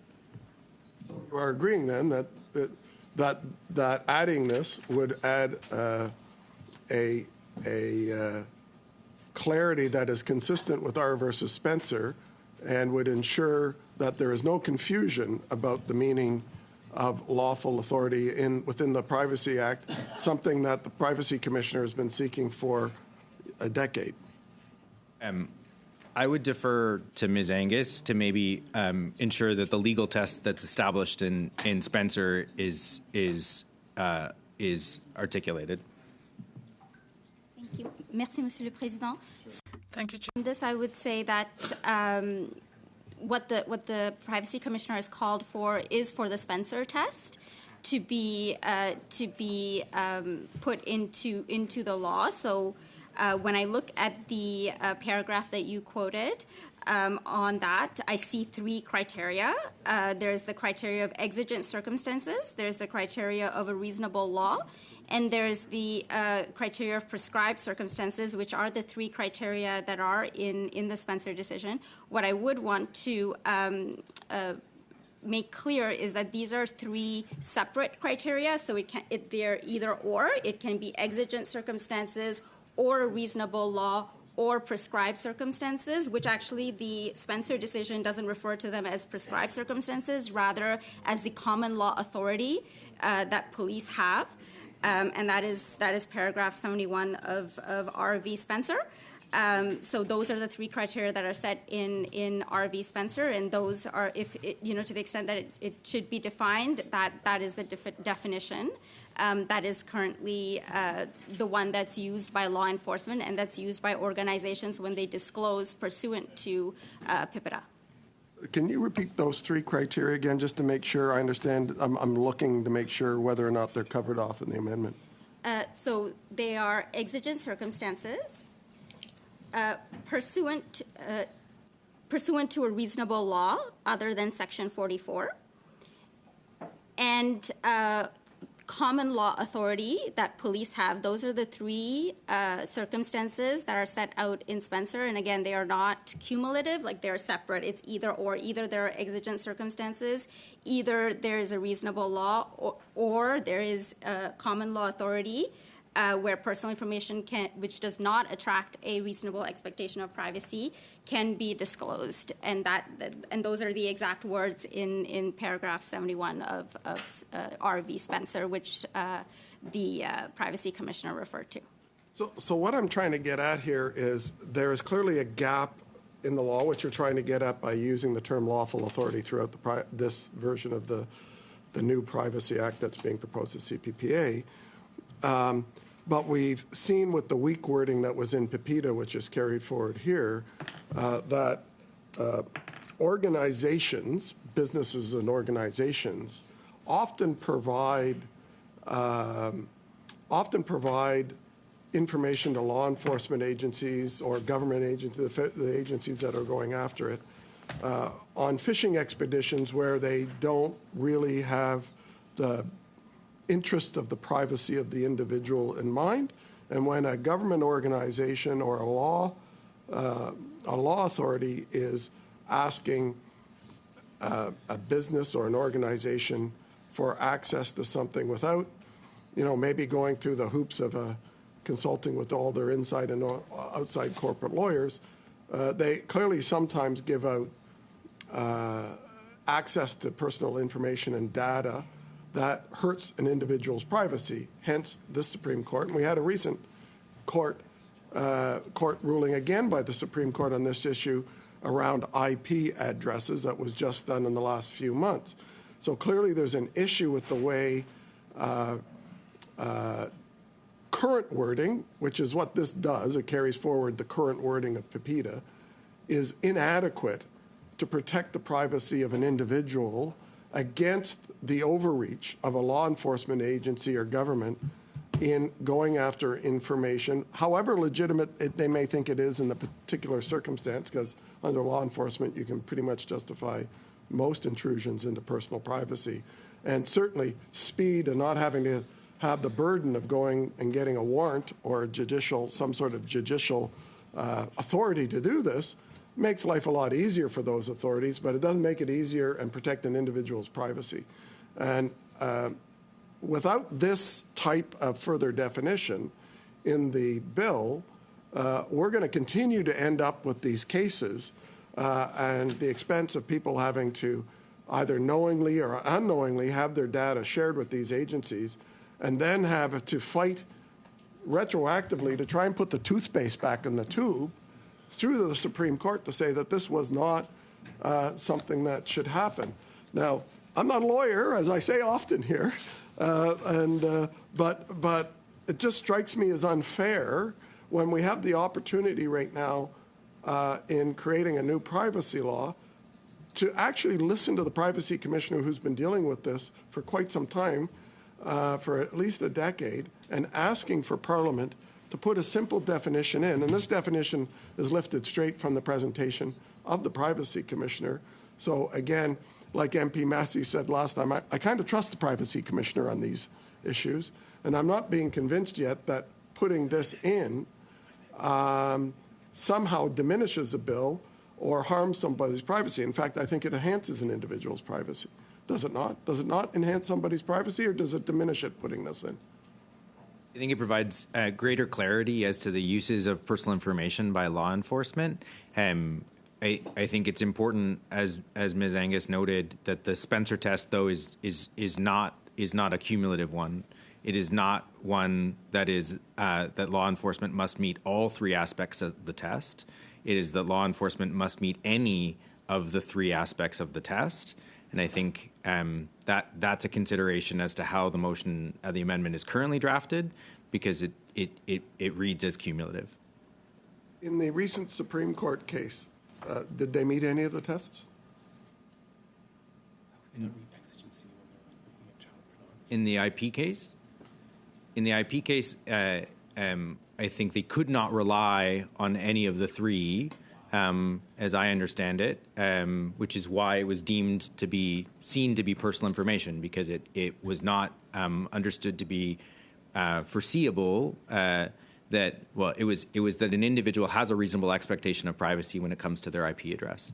Okay, that's okay for now for me. Merci beaucoup, Monsieur Turnbull. Thank you so much, Mr. Turnbull.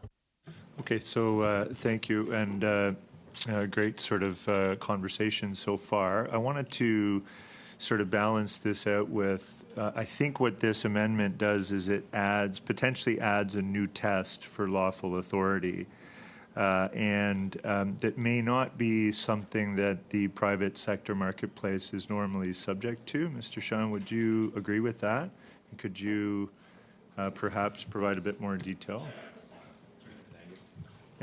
So the private sector is quite familiar with the Spencer test, and that is the test that they use to disclose information to law enforcement.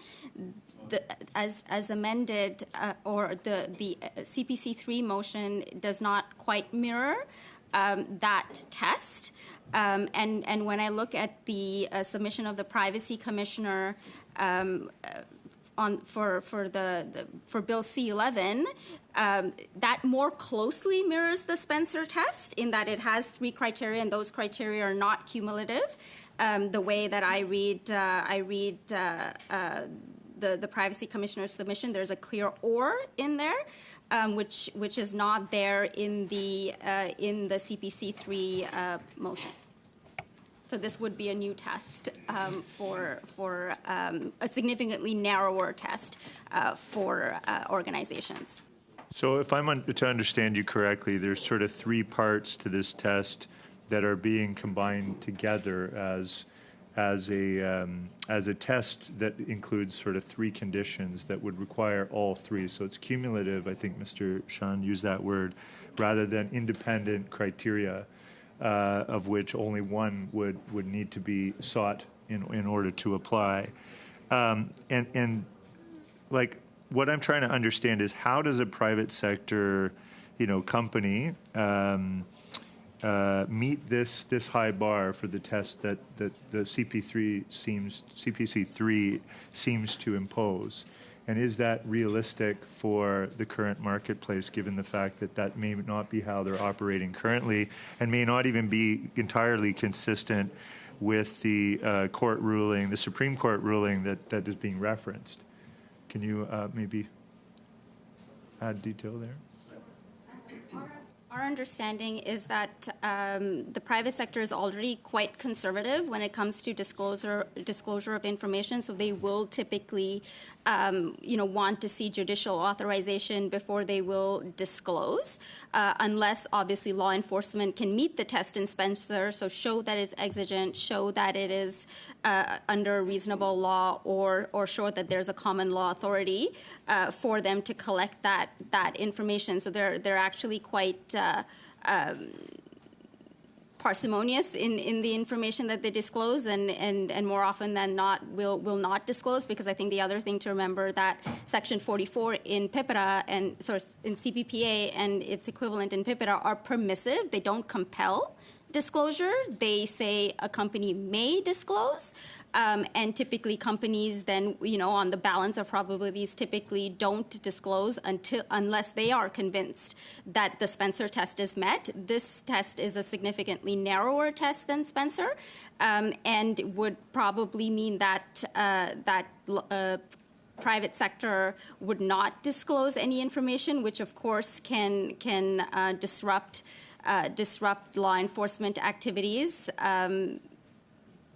at all levels, whether that's national security, whether that's child exploitation. Like there are many instances when law enforcement needs this kind of information. So if I'm understanding you, and maybe what would be helpful is to use a case or an example to illustrate where potentially this bar, because essentially we're saying an organization would have to determine exigent circumstances, which may be slightly difficult, and assess that without necessarily having government institutions disclose all of the facts and information. We're also saying, I think, that if the reasonable expectation of privacy may also be slightly difficult, and then if you're adding those two together, as well as a test that excludes common law authorities. So I guess what I'm trying to understand is how maybe what is actually a solution for this is to have the definition of lawful authority and have it mirror more the Spencer ruling that has been referenced multiple times. So what would that potentially look like? I think it would need to make clear. Mr. Chair, that the Spencer test is exigent circumstances or lawful, reasonable authority, reasonable law, or where the information would not attract a reasonable expectation of privacy. And I think if it actually ensured that it recognized that those were three mechanisms that law enforcement had to access information, it would be consistent with the current jurisprudence, which is the test that the Privacy Commissioner thought was useful. So, I mean, I took enhanced logic in university. It's an exclusive disjunct versus an inclusive disjunct, right? It's not a set of things that all of which you need to comply with. It's either this or this or this. So they're independent criteria. So that's what I would propose. So I'm going to propose a sub-amendment, which I think more clearly aligns with the OPC, but also with the Supreme Court ruling that the Conservatives have referenced.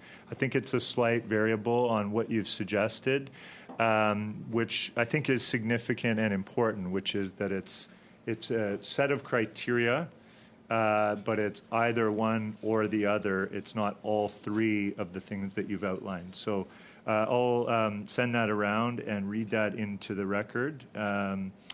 If you like, I probably should read it, right?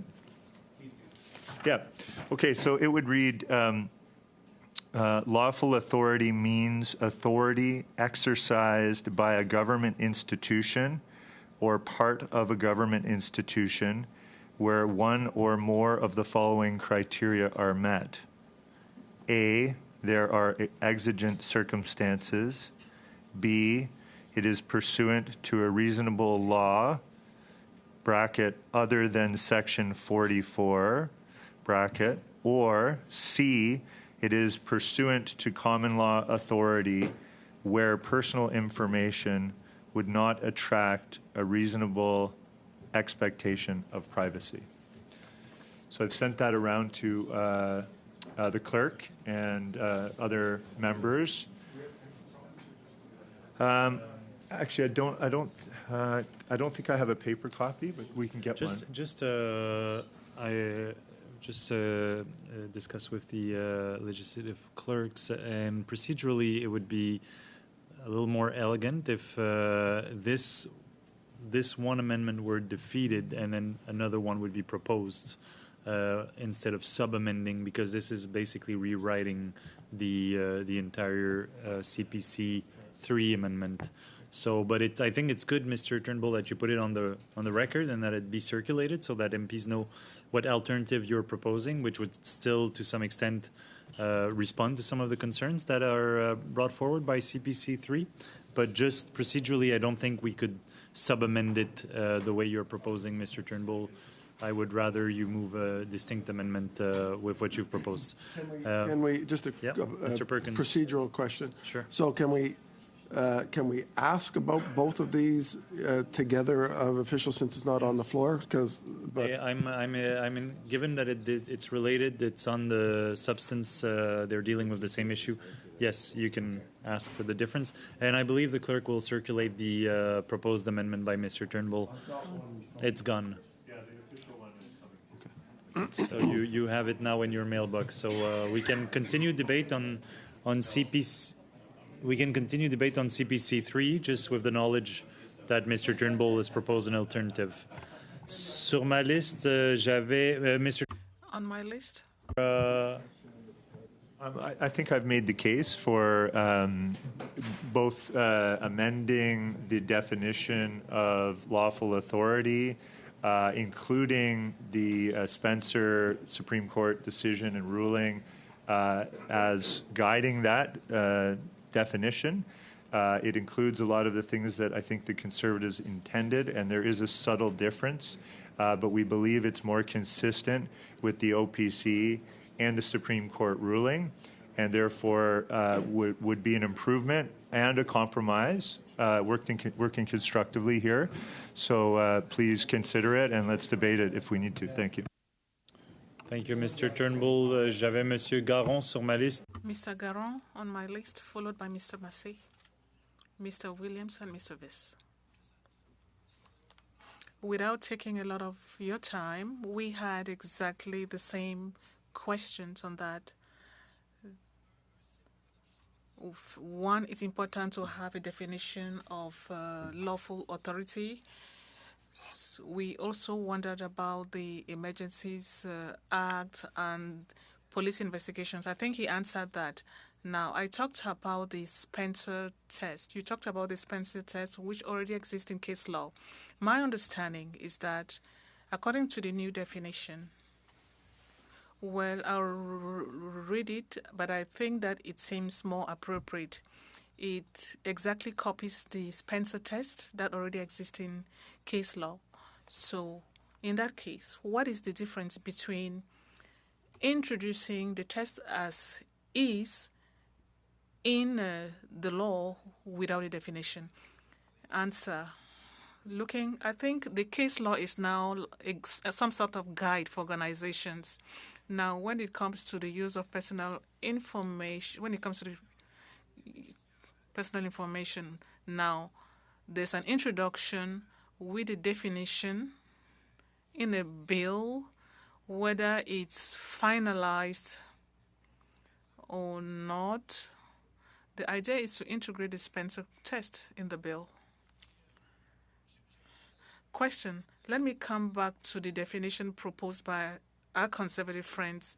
What is the legal consequence of having a definition inside the law which logically is more restrictive than the legal text itself? May that reduce the scope of the amendment if that were to end up in court, for example? As Mr. Angus said, introduction of a new definition would seem to replicate the three Spencer tests. One phase, it seems to be introducing a new test for organization and may minimize the use of that test by authorities when they want to use information, when they want to use personal information as established by the courts. Something that is legal in the eyes of the court, but the new test is minimal. But in this case, there's lack of information. Thank you. Si j'ai Monsieur Massey. Mr. Massey. A lawyer. There's certainly, you can't shake a, yeah, I have a PSW actually. Ms. Angus, okay, I'm looking at these two amendments here and then what the Privacy Commissioner had. Are you confident that the one that's being proposed by Mr. Turnbull is more consistent with what the Privacy Commissioner had? I just want to be sure about that because I think the intent of the Conservative motion was to also fold in some of those concerns too, and hence we do have another potential thing to go. We're getting in the right direction here together, but for the Privacy Commissioner, right. But when I read the submission to C11 that was quoted earlier in the session, it is a test that has an or in it, so already it's not a cumulative test, and I think the paragraph at the beginning does say a clarity is also required with respect to the impact of R.V. Spencer. So so 2 points there. They're asking for R.V. Spencer to be codified, and two, the test, the three things that the Privacy Commissioner lists do have an or in them. So to me, that's indicative that they're not cumulative. So I think that the intent was to codify the Spencer decision, and that is what the motion proposes. Okay, and for us lay people on this, the or is not be cumulative is so that if any one of these things can trigger that process, but it can be two, it can be one, it can be three. It's just as simple as that and provides the flexibility. Okay, thank you very much, Mr. Chair. Thank you very much, Mr. Massé. I have Mr. Williams. Thank you, Chair. And I just want to go back again to the GDPR. As I understand it, the GDPR does not have a definition of lawful authority, but it does outline principles for processing personal information lawfully. So, Ms. Angus, if we compare adding lawful authority to why the GDPR may have it or may not, have we looked at the GDPR on this instance and what they've done in replace of adding this definition? I'm just looking up lawful authority in the GDPR, but the way the GDPR works is a little bit different. There are 6 bases for processing data, consent being one of them, legitimate interest being another one, and lawful authority being one as well. And I would assume that lawful authority would be defined, nationally, because of course GDPR applies to all European member states, and they would have their own jurisprudence and legislation that defines lawful authority. So I can't really speak for that. This is something that's very, specific to the Canadian law enforcement criminal law context, and I think a better reference would be the Canadian Supreme Court of Canada. Okay, and last question. Besides the Supreme Court case, which was specific, would this apply to anything else like healthcare data access, employee monitoring, for instance, where employers had surveillance or webcams and they were looking at employees? Would this look at anything else than the Spencer decision, or would this be specific only to say what was looked at in that individual case? The way Spencer has been used is that, this is the test that any disclosure from a private entity to law enforcement is subject to. So every organization right now, when they get a request from law enforcement, look at these Spencer criteria to decide whether or not they will disclose. Because again, it's permissive. It does not compel disclosure, for example, like a warrant would. So this is really the organization making the determination based on the 3 criteria in Spencer. It would apply to all information, but again, the criteria is exigent, the criteria is reasonable law, and the criteria is reasonable expectation of privacy. So if you're talking about very sensitive health data or genetic information, I think it would be hard to argue that unless it's exigent, something is going to explode, or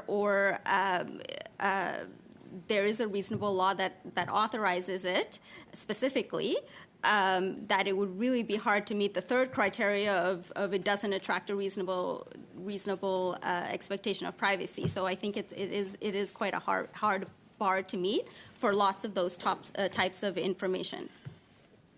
Okay, and last just point, I think in my research, the GDPR outlines principles for processing personal information lawfully, fairly, and it does include the words or emphasizing the importance of respecting individual rights and freedoms. So I know that's something we've talked about further, but they seem to put that all together when they're using this basis. So thank you very much.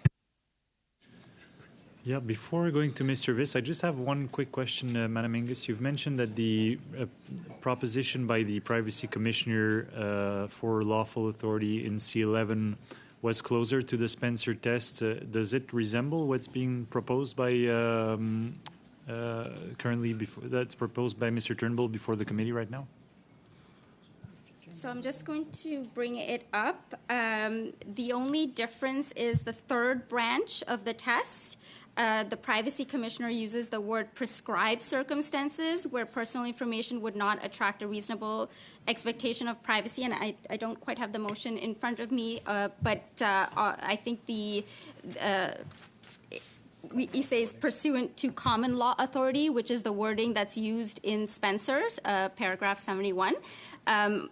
Prescribed in this circumstance, I think putting that in CPPA would lead to probably more confusion, because when we say prescribed, we typically mean regulation. And again, assuming that the Privacy Commissioner wants Spencer codified, that's not what Spencer says. Spencer says common law authorities, but those are obviously authorities that are prescribed by the court, but not through regulation. Merci beaucoup. Thank you. One last comment on my part.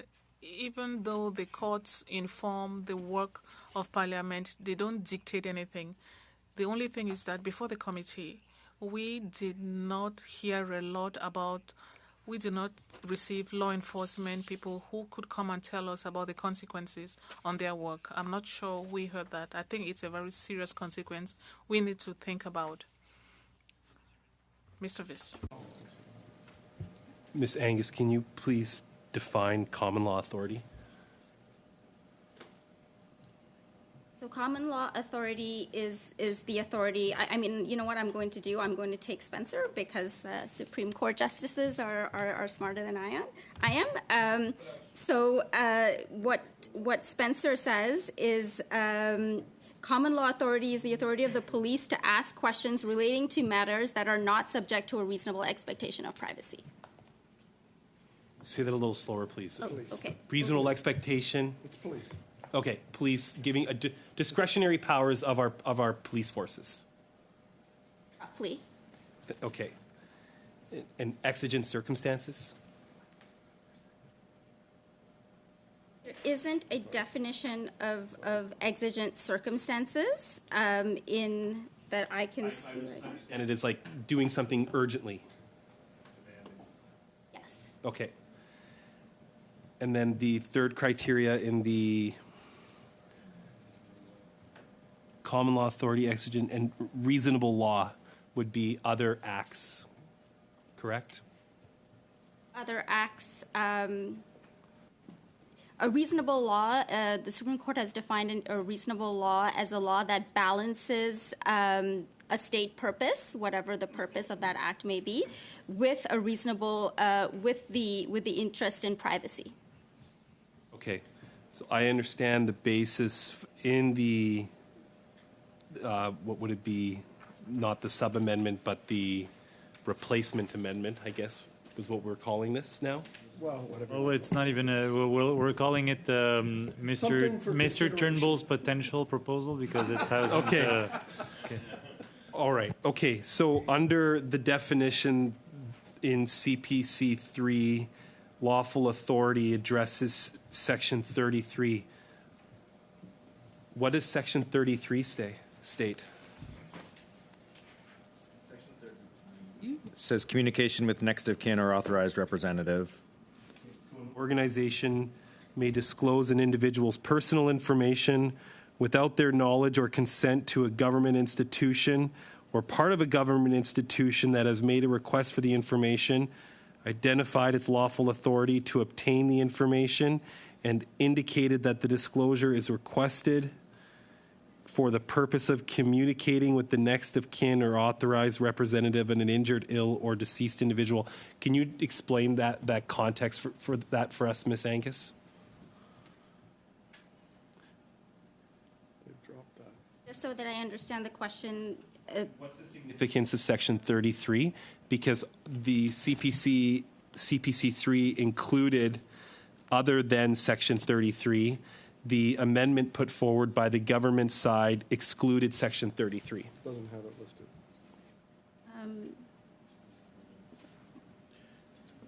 So it's just for the purpose of communicating with the next of kin in case an individual is injured, ill, or deceased. So they still have to show their lawful authority for doing that. So what the significance is this doesn't actually grant the lawful authority.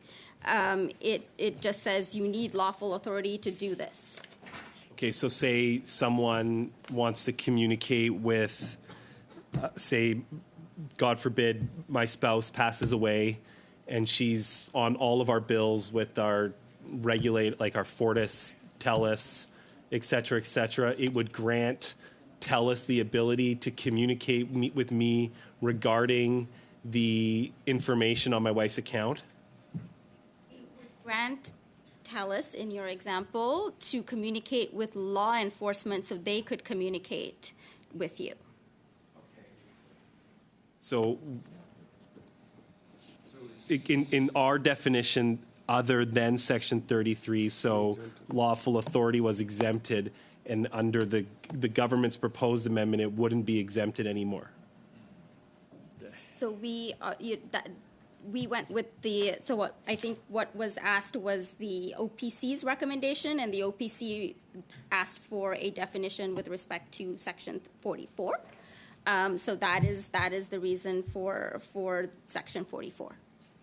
OPC only discussed Section 44. Okay. And just for clarity, I'll just go over the same thing in Section 43. Of government institution, where an organization may disclose an individual's personal information without their knowledge or consent to a government institution or part of a government institution that has made a request for the information, identified its lawful authority to obtain the information, and indicated that the disclosure is requested for the purpose of administering federal or provincial law. Can you give me a real-world example of how that would apply and why the amendment didn't include that? Is it the same reason you just noted for 33? It is the same reason, but again, this is for administering law. So there's obviously, if something happens, there's administrative work that that institutions need to do, whether that's producing, a death certificate or other documents. So that's what this is for. 43. So again, I will note that the Privacy Commissioner did not ask for a definition of lawful authority for these, but again, the same definition could be used for 33, 43, 44. But I think the privacy concern was very much with 44 because it's about law enforcement as opposed to communicating with the next of kin or administrative work. Okay, well then on that point, 47 says national security and defense. 47.1, my apologies.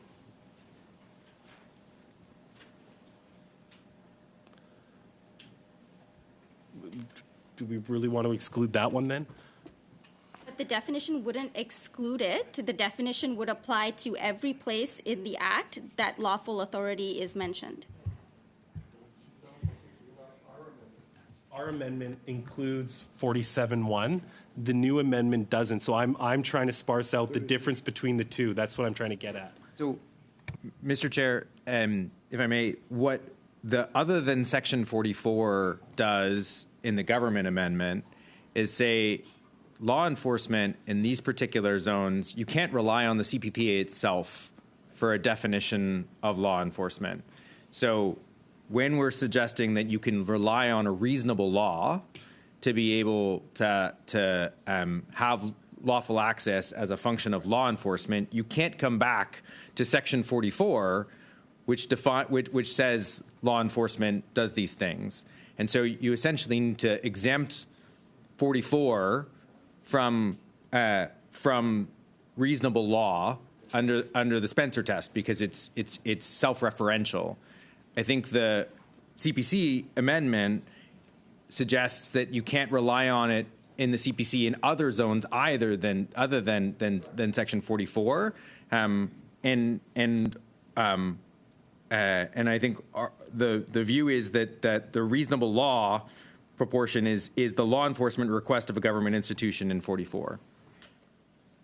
I just think national security defense should have the same applicability then as Section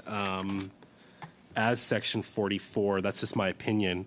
As Section 44, because it's national security defense or international affairs. That would be my concern with the amendment, Mr. Turnbull. Thank you, Mr. Chair. Thank you, Mr. Viss. Mr. Perkins. I won't be long. It's just a follow-up to MP Viss's stuff. So in our amendment, we thought there were several circumstances beyond 44 where this wasn't needed, this definition. That seems sort of almost common sense in talking to a relative or in the exemption from national defense. So yes, it's true that 33, 43, and 47.1 were added in addition to what the Privacy Commissioner was looking for in for 44.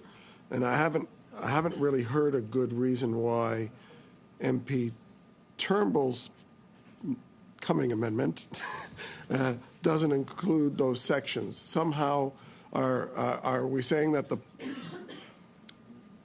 level of police requirement in is still needs to be in place for 33, 34, and 47.1?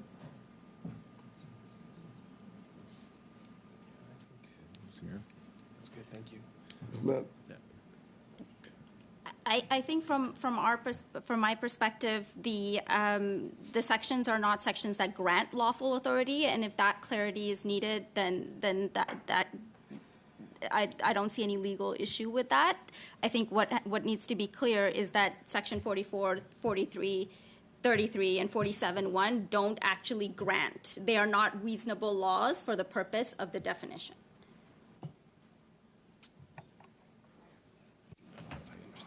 I'm not sure I understand that. This is where I'm getting into, 44 grants, by the way of the next coming amendment, proposes that we need to apply it or need to say other than 44, lawful authority applies, right? And basically, we're suggesting there's a couple of other pro forma sections on and national security being one of them that might be considered. Now, we obviously can have a debate on that. That's what we're having. This goes a little further than 44, but you're telling me that the government isn't concerned about the issue around lawful authority in 33, 43, or 47.1 in national security? That they have to go through that process in that case? Sorry, just for greater certainty here, I think the Privacy Commissioner, both the previous and current, have focused in on Section 44 because there's a potential. Indeed, and thank you for that. Our assessment of the approach that's been taken is that it would not cause any further risk or issue if 33, 43, 44, and 47.1 were named. If the committee so chose to do that for greater certainty, we don't think there's a significant issue there if that's the question that's being posed. Thank you. That's the question. Thank you. Thank you, Mr. Chair. Mr. Massey. I'm trying to make sure I understand this discussion about the national security and defense being included. Would that then make them equal in the process to the police? And so then we would just be allowed, and so I have some concerns about that. But is that kind of the result? Yeah, thanks. So Spencer is a three-part test that where any satisfaction of one of the tests can constitute lawful authority for the disclosure of the information. So is it an emergency? Is it exigent circumstances? Is this information absolutely dire that it needs to be accessed in this moment? 2, is it pursuant to a reasonable law? Is there some other authority that you can rely on to be able to get this information, and therefore you can rely on that law for the purposes of the access of this information? Or is it pursuant to a common law authority that the courts have basically said, you don't have a reasonable expectation of privacy for this information? It's allowed to be given because it wasn't really considered to be private in the first place. What the government's sub-amendment or future considerations, in our future draft picks of amendments we might want to think about, what we're trying to do is suggest that this reasonable law piece, so what are the reasonable laws you're allowed to rely on for the purposes of can't include the CPPA itself. You can't go back to Section 44 and say, CPPA says an organization may disclose an individual's personal information, and it says lawful authority allows me to do that. And I think the question from the Conservatives is, do we also need to say you can't rely on other sections of the CPPA to be able to point to them and say, well, that's a reasonable law? And I think and so I think in this particular, now I'll turn to Mr. Chawla. This is helpful. And sorry, Mr. Chair, just to put a finer point on it, I think if I understood your question correctly, MP Massey, was that would not including those other sections or including those other sections in the reference change the definition of lawful authority? And the answer is it would not. It's not, I don't believe that the committee right now is debating whether the definition of lawful authority would apply, because it would. The issue here is whether you're establishing a circular reference to the lawful authority being found in the Act itself. And the idea is to separate that. Our understanding of the OPC's previous advice on this was that Section 44 was seen to be a risk to be something that could be pointed at in a circular reference way, when in fact the idea here is to have a separate reasonable law form the reasonable basis or the lawful authority for the ask, such as the CSIS Act or the Criminal Code or other acts. Okay, and that would then trigger them access to that information because it falls under that specific menu of legislation that's already established in. Okay, thank you. That's very helpful. Very quick point. So it sounds like what I moved, or well, actually I didn't move it because I wasn't able to, but the sub-amendment that I was planning to move that now is deemed another amendment after we dispense with CPC 3. Essentially, there were brackets under B, which was it is pursuant to a reasonable law in brackets other than Section 44. Could be changed to other than Section 33, 43, or 44, or subsection 47(1). And essentially that would remove these self-referential loops within the bill, and for greater certainty, as some say, might make it a little bit more clear and would accommodate the suggestions that my colleagues from the Conservatives are making, and might be a way that we could get this resolved.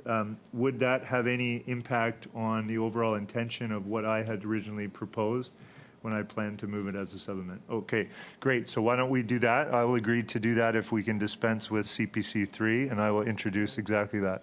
Unanimous consent to withdraw CPC 3?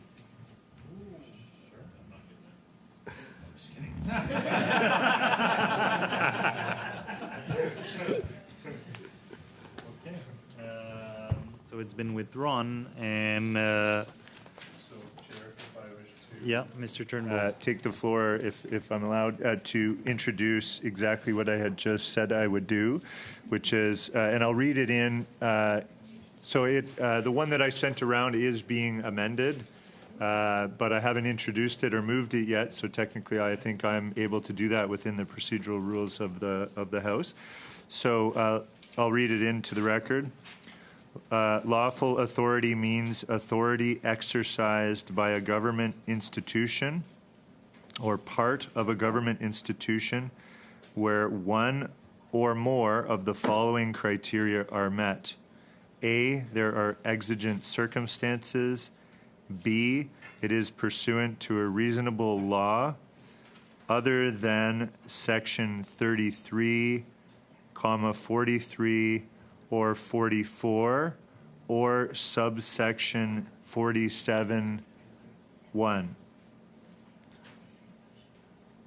Close bracket. Or C, it is pursuant to common law authority where personal information would not attract a reasonable expectation of privacy.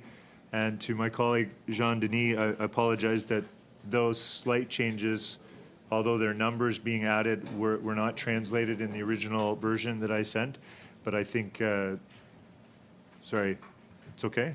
Yeah, okay, great. So thank you, Chair. So members, you have the amendment to clause 2, which is referenced 1302-6345 as proposed, as amended. So not the exact text. We know that Mr. Turnbull has added a few sections of the bill. Monsieur Garon. J'aimerais quand même lire une version. I would like to read a French version to be able to start engaging discussions. Normally, the clerk should have sent you a version in the 2 official languages. I have it here on my phone. Et la version.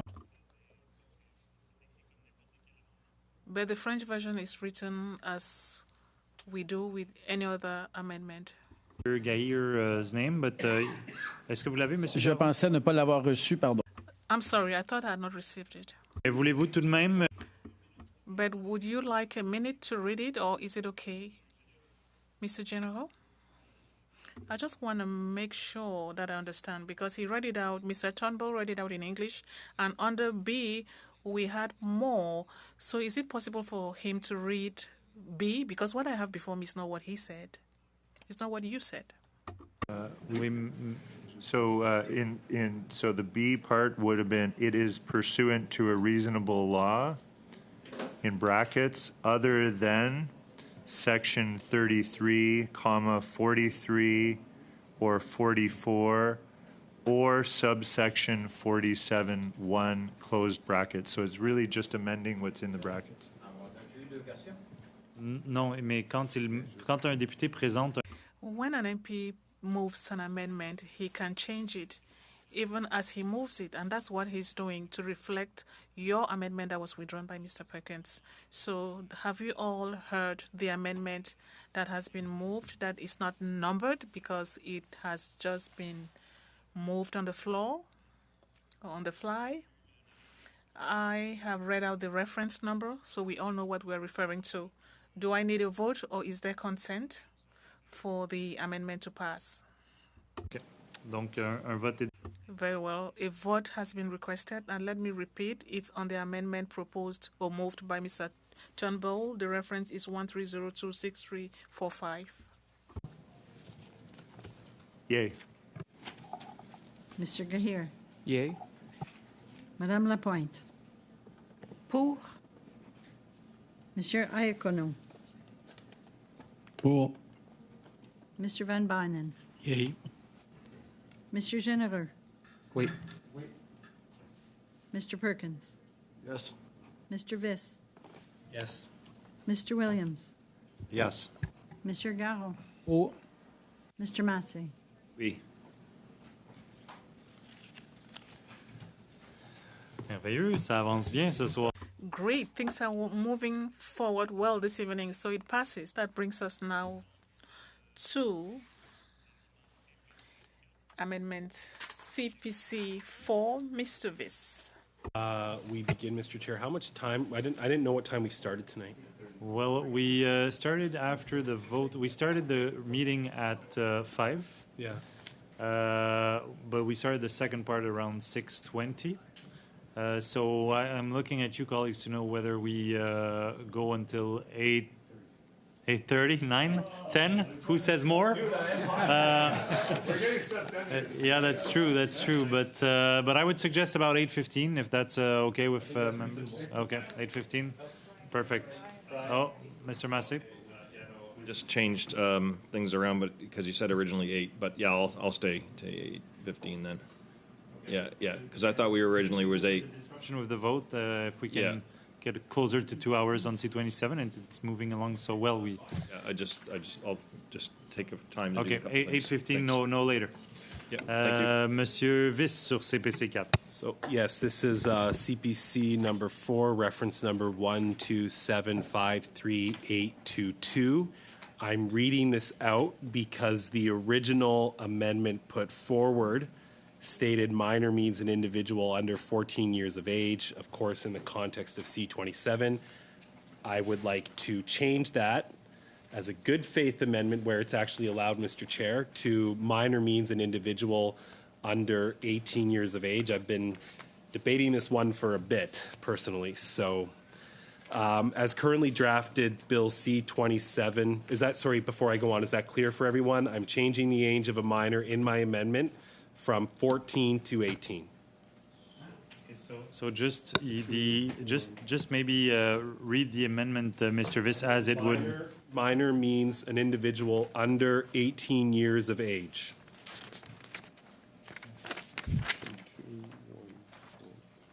Okay. As currently drafted, Bill C27 provides no definition for the term minor, despite several mentions of the term throughout the text of the bill. In my opinion, this is problematic. In the absence of a definition, the definition of what constitutes a minor will have the meaning ascribed to it by provincial or territorial age of majority laws.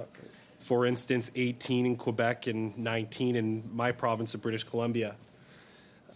Different definitions across Canadian jurisdictions will make compliance increasingly challenging and can put organizations in a position where they will need to build and implement different privacy practices by province, raising both the technical costs incurred as well as the risk of failing to comply with a myriad of obligations by jurisdiction.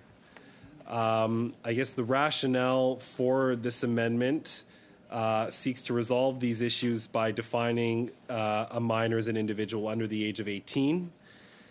The under the age of 18 was selected to align with the United Nations Convention on the Rights of the Child, the UK Children's Code, and the California Age Appropriate Design Code.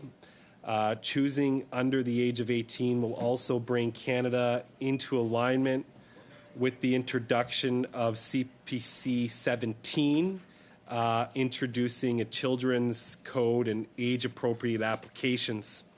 When speaking with Elizabeth Denham, my new favorite British Columbian, who designed the UK Children's Code, her main concern with our proposed children's code was not using the age of 18, especially considering Canada's obligation under the United Nations Convention on the Rights of the Child, as I mentioned. In her testimony, I would also say in testimony we heard from David Fraser. He was from McInnes Cooper. He appeared in our meeting 91 on October 24th, and he stated, "One thing I'm a bit concerned about is that the current bill would be difficult to operationalize for businesses that operate across Canada. Whether or not somebody is a minor currently depends upon provincial law that varies from province to province, and implementing consistent programs across the country would be difficult." And he states, "I would advocate putting in the legislation that a minor is 18 years or below." I will point out again that California's new online privacy and safety law for children outlines 18, and it's modeled on the UK Age-Appropriate Design Code, which became enforceable on September 2nd, 2021. I would also note, when we think about Canada's trade relationship with United States, there's lots of precedents in American jurisdictions as well. And I reference these partially because of the testimony we heard from Scott Lamb. I can't recall the exact meeting, but I did have a follow-up conversation with Mr. Lamb when he talked about interpreting the existing privacy law in Canada and working on behalf of clients that have business in both Canada and United States.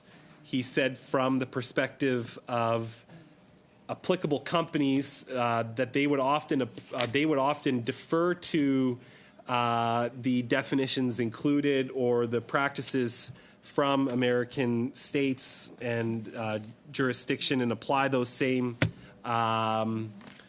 standards in Canada. And this, of course, goes along with the design code that they have in California. And he was probably doing business with companies in California. But in Florida, on July 1st, 2024, their law will go into effect. And it not only applies to social media companies, but also to online platforms, which are defined to include online games and online gaming platforms. And there they define a minor as 18, not just children under the age of 13 in all online platforms that are predominantly accessed by minors. Arkansas is passing a social media act, and it again uses 18 and has certain consent provisions related to the age of 18 as well. Utah passed a law recently which prohibits kids under 18 from using social media between certain hours. That's a little excessive, but it's using the age of 18 with age verification provisions. Louisiana, 18 as well. Texas bans kids under 18 from joining a wide variety of social media sites without parental consent. Texas, I'm not. Okay. Anyways, I'm just outlining some of the great examples from America. In industry meeting 98, Michael Beauvais said that the term minor must be defined. And I quote, "First, several key definitions in this bill need to be clarified. These include a definition of a minor and a definition of capacity to determine what a minor is capable, quote unquote, of exercising rights and recourse under the Act." Michelle Gordon in meeting 98 also said minor needs to be defined, and I quote, "First, the law should define the term minor and sensitive. Without these definitions, businesses which already have the upper hand in this law are left to decide what is sensitive and appropriate for minors. The CPPA should follow the lead of other leading privacy laws." She then, and this is my reason for what I had stated earlier, she then referenced the California Consumer Privacy Act, the U.S. COPA, the EU's GDPR, and indeed Quebec's Law 25. David Fraser at meeting 91 said minor does need to be defined. And I quote, he stated, "One thing I'm a bit concerned about is that the current bill would be difficult to operationalize for businesses that operate across Canada. Whether or not somebody is a minor currently depends upon provincial law that varies from province to province, and implementing consistent programs across the country would be difficult." In meeting number 92, Michael Geist stated, in terms of minors specifically, that's Canada's research chair on internet and e-commerce law, by the way. I think we all know that, but he states, "I'll note that one of the real concerns arises in differing definitions of minors from province to province and the like. Therefore, one thing I think we need to include within the legislation, I know other witnesses have highlighted it, is the need for some sort of consistent definition here so that we know there is consistency of protection." The Interactive Advertising Bureau of Canada at our November 13th meeting, I forget which number that was, stated, and I quote, "Under the CPPA, minors are not explicitly defined, leaving the interpretation to be defined by the provincial, territorial, age of majority laws. This lack of federal clarity makes compliance increasingly challenging and can put organizations in a position where they will need to build and implement different privacy practices by location, raising both the technical costs incurred as well as the risk of failing to comply with a myriad of obligations by jurisdiction. Our recommendation would be to amend the bill to include a single age threshold nationwide. The bill should specifically define the term minor. And I will note for my Quebec colleagues, he did say, as a suggestion, perhaps align with Quebec's Law 25, as it is already in effect, and which establishes a minor as someone under the age of 14 years of age. This will be a less complicated approach. Will keep minors safe and set companies up for success, not failure. But I'm going to go back to this point in just a minute because I think it's really important. The Canadian Chamber of Commerce also stated that a minor is not defined in the law. The term will have the meaning ascribed to it by provincial or territorial age of majority laws, which provide that in the absence of a definition or an indication of a contrary intention. A minor is a natural person under the age of 18 in Alberta, Manitoba, Ontario, Prince Edward Island, Quebec, and Saskatchewan, and a natural person under the age of 19 in BC, New Brunswick, Newfoundland, Northwest Territories, Nova Scotia, Nunavut, and the Yukon Territory. Differing definitions of minor across Canadian jurisdictions will require businesses operating in multiple jurisdictions to develop and implement different, 1, consent management policies, practices, and procedures, 2, user customer experiences, 3, retention and breach reporting policies, and 4, security safeguards for different sets of jurisdictions. It may also require such businesses to engage in age profiling in jurisdictions where a minor includes a person who is 18 years old. This will impose an undue burden on such businesses and may lead to customer confusion. It is recommended to harmonize the definition with Quebec Law 25. And I am reading this testimony for you specifically, Mr. Garon, because I did have a big internal debate about whether it should be 14 or 18. And the reason I mentioned CPC Amendment 17 is that while I do note that a minor is defined as 14, as I've read 2 times already into the record tonight, the challenge I have, just like approaching this as a parent and as an uncle as well, I don't believe the decision-making capacities for children at 15, 16, and 17 are necessarily always developed to the extent that they need to be to make rational decisions about their well-being. And, you know, it kind of reminds me of a policy in the school district where my kids go. You know, as a parent, I see children in the school district have access to every social media platform imaginable. They can go and buy things on Amazon account without their parents knowing. They can look at whatever they want to on the internet. But if you want to go skating with your classroom, my gosh, you need your parents' permission. I doubt decision-making capacity of most people about yes, yeah, but anyways, so I'll end there. I look forward to a discussion on this. The testimony is very clear that we do need to have a discussion on defining what a minor is, largely for businesses' purposes. I would contend as well for future amendments that will put into this law, my hope, that will safeguard children from online harms especially. Thank you, Mr. Chair.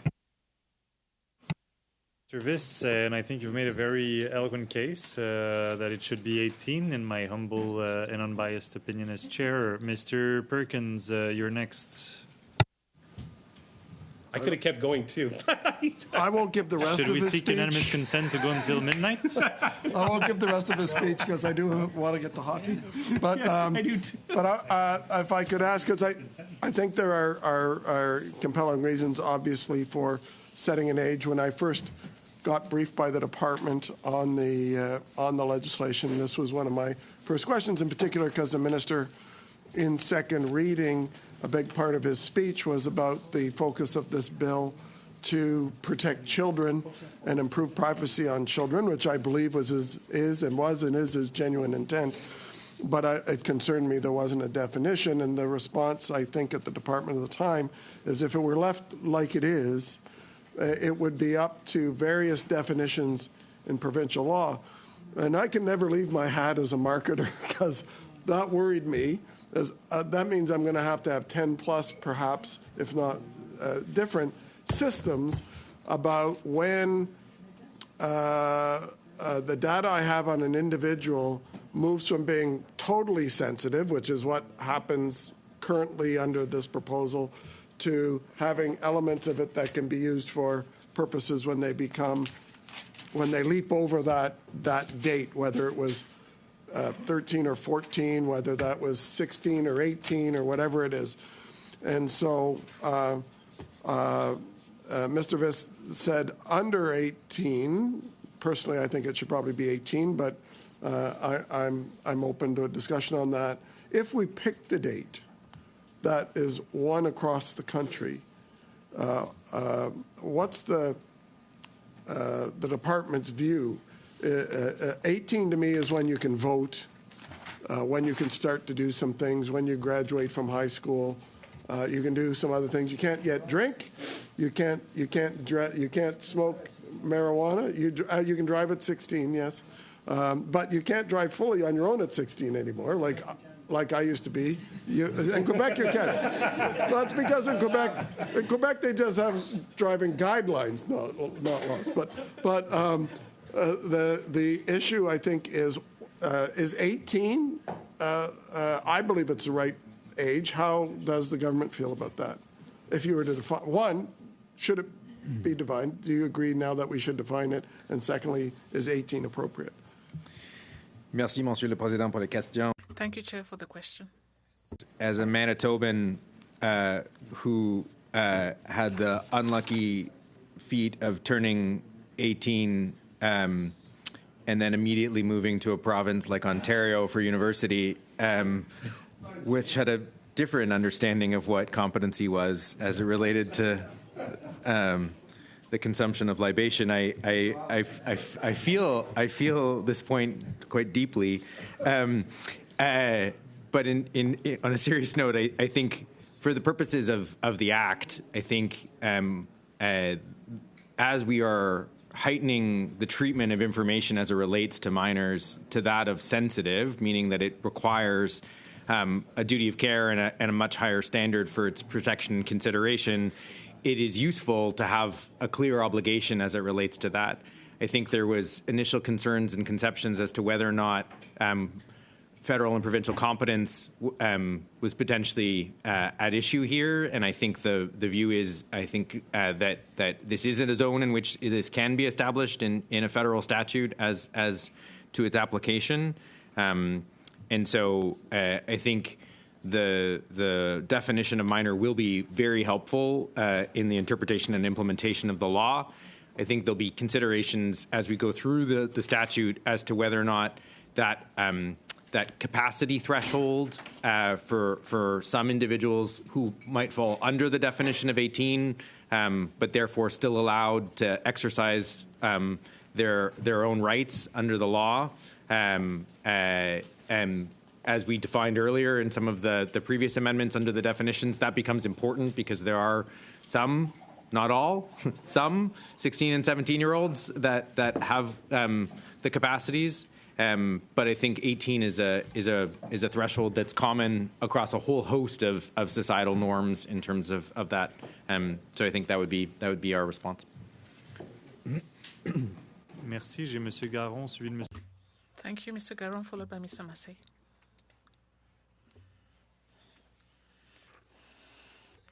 Listen, my colleague, Mr. Viss, came up with a very compelling argument. It would have even been more convincing in French. I'm sure he's capable of doing so in French. It's certain that we hear so many examples about decision-making capacities, the laws in Utah. We're hearing the laws in Texas, which also abolish abortion, the rights of women. We're hearing references being made with consent in some U.S. states at 18 and maybe even Afghanistan. So at various levels, it's all about a value judgment. And I'm not joking here. We are establishing the notion of minor in the context of disclosure of personal information. I would refer to the NDP. My friend, Mr. Massey, they moved a bill so that people 16 could vote. So it's for your information, simply. So the question we are asking here, is below what age should parental authority be complete when it comes to the disclosure of personal information online, on the social media? I think that's the way we should ask that question, while taking into account the fact that further on in the bill, there are specific clauses that enable us to define some ages. I know that you do have some amendments on that. I know that you are thinking about the 18 years. You are having internal reflections on the age of majority. You are going to replicate that for subsequent amendments. So in the Quebec laws, there was a compromise made at 14 years. It's the Quebec law, so you'd understand our position. So we have consensus in the National Assembly, but I thought it was reasonable. We're not talking about the purchase of alcohol, driving, and so on. We are talking about disclosure of information in the social media, the use of commercial products that are used, and which come with some risk, I must agree, but which could also be used, which are almost necessary for socialization today.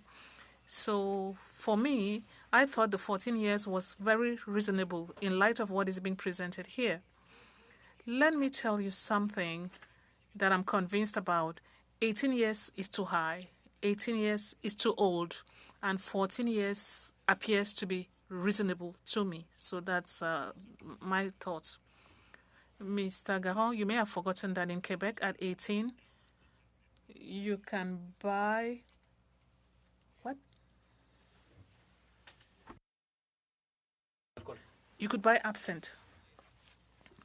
But we're thinking of knowing from what point we're able to make a judgment, free and informed judgment when it comes to the disclosure of personal information. I believe that people who are 45, 50, 55 are having the same problems as young people who are 18 years old. Thank you, Mr. Garon. I forgot Mr. Turnbull. Turnbull first, and then Mr. Massey.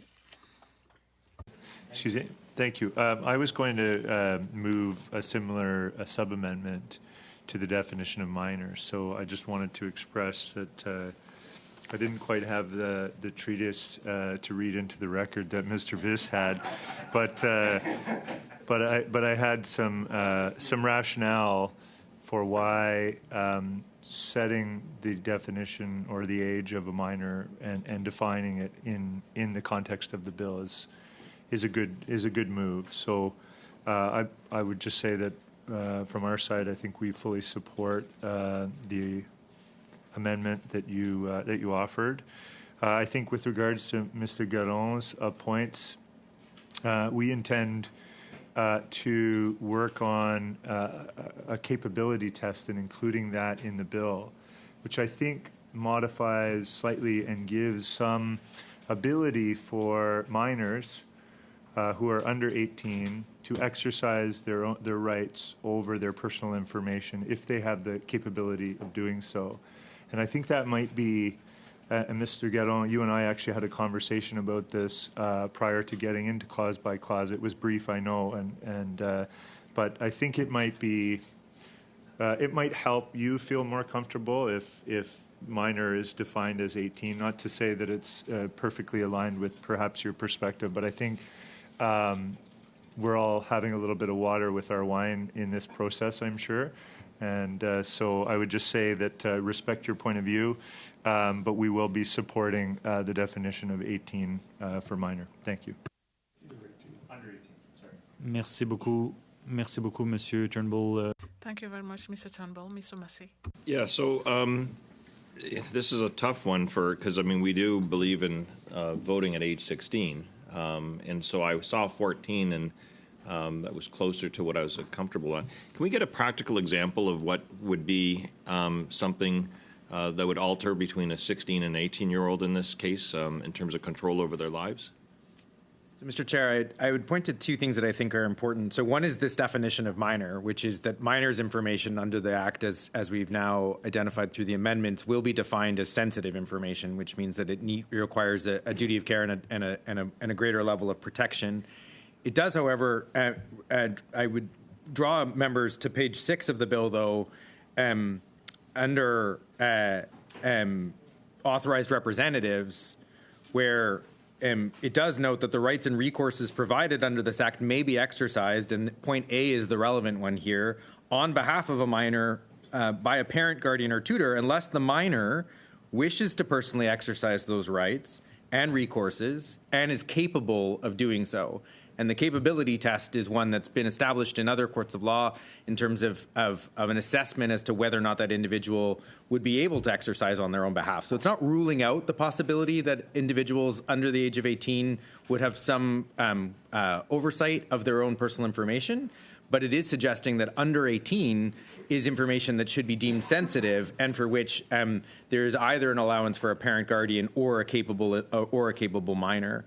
I think the kind of example is, when we think about ages in that, particularly that 14 to 18 zone, this is a 9th grader potentially who might have posted embarrassing information online that they regret and would not have the right to have the information deleted if we actually set the test at 14 because of the nature of it. So older teenagers who may have less capability to understand their privacy information and the implications from a privacy perspective of their actions would not have the same protections as younger teens because it's not deemed sensitive and it's not necessarily afforded them the same rights under the law. So I think that's really what we're getting at here in the 14 to 18. It's not ruling out autonomous action by those under 18. It's suggesting that the information of those under 18 is sensitive and that it requires a duty of care. Thank you. That's very helpful. And I really appreciate Mr. Viss bringing this forward and that. But what about the 17-year-old that's living on their own because, say, for example, they were in an abusive home and are now on their own? How much more difficult would it be for them to have that decision-making process if there still is technically another person, being their parent, that is a guardian of them still, but they may not even be living in the same place, or they could have, for whatever variety of good or bad reasons.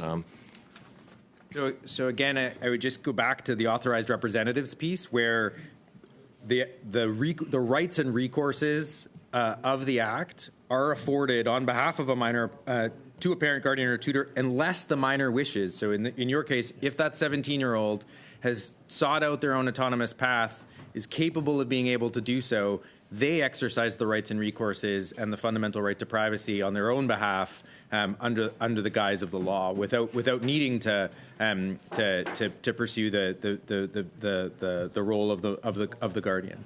Okay, so just to be clear, and I appreciate this, there wouldn't be an extra step that person would have to do.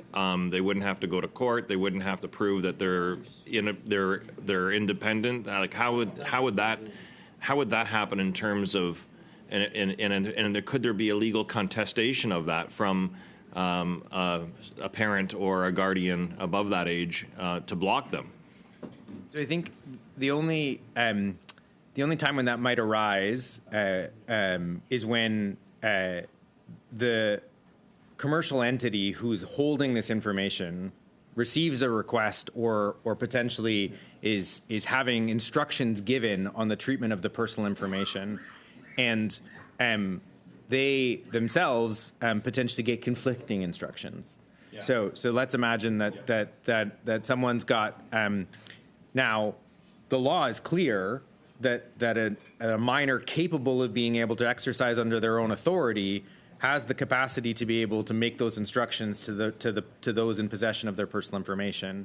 And so it would only be if the receiving institution, the commercial entity, was somehow unconvinced of the capability of that individual and sought potentially to have that clarified. It's also the drafting of the bill. Merci, Monsieur. Thank you, Mr. Chan. I appreciate the answers, though. They're very helpful, but there's still a few things to... question, Mr. Massey, because I thought perhaps we could put it to a vote before we adjourn, but if you still have more questions, we'll bring it up on Monday when we come back from the break. Sur ce, si ça va pour tout le monde, merci à nos On that note, thanks everyone. The meeting is adjourned.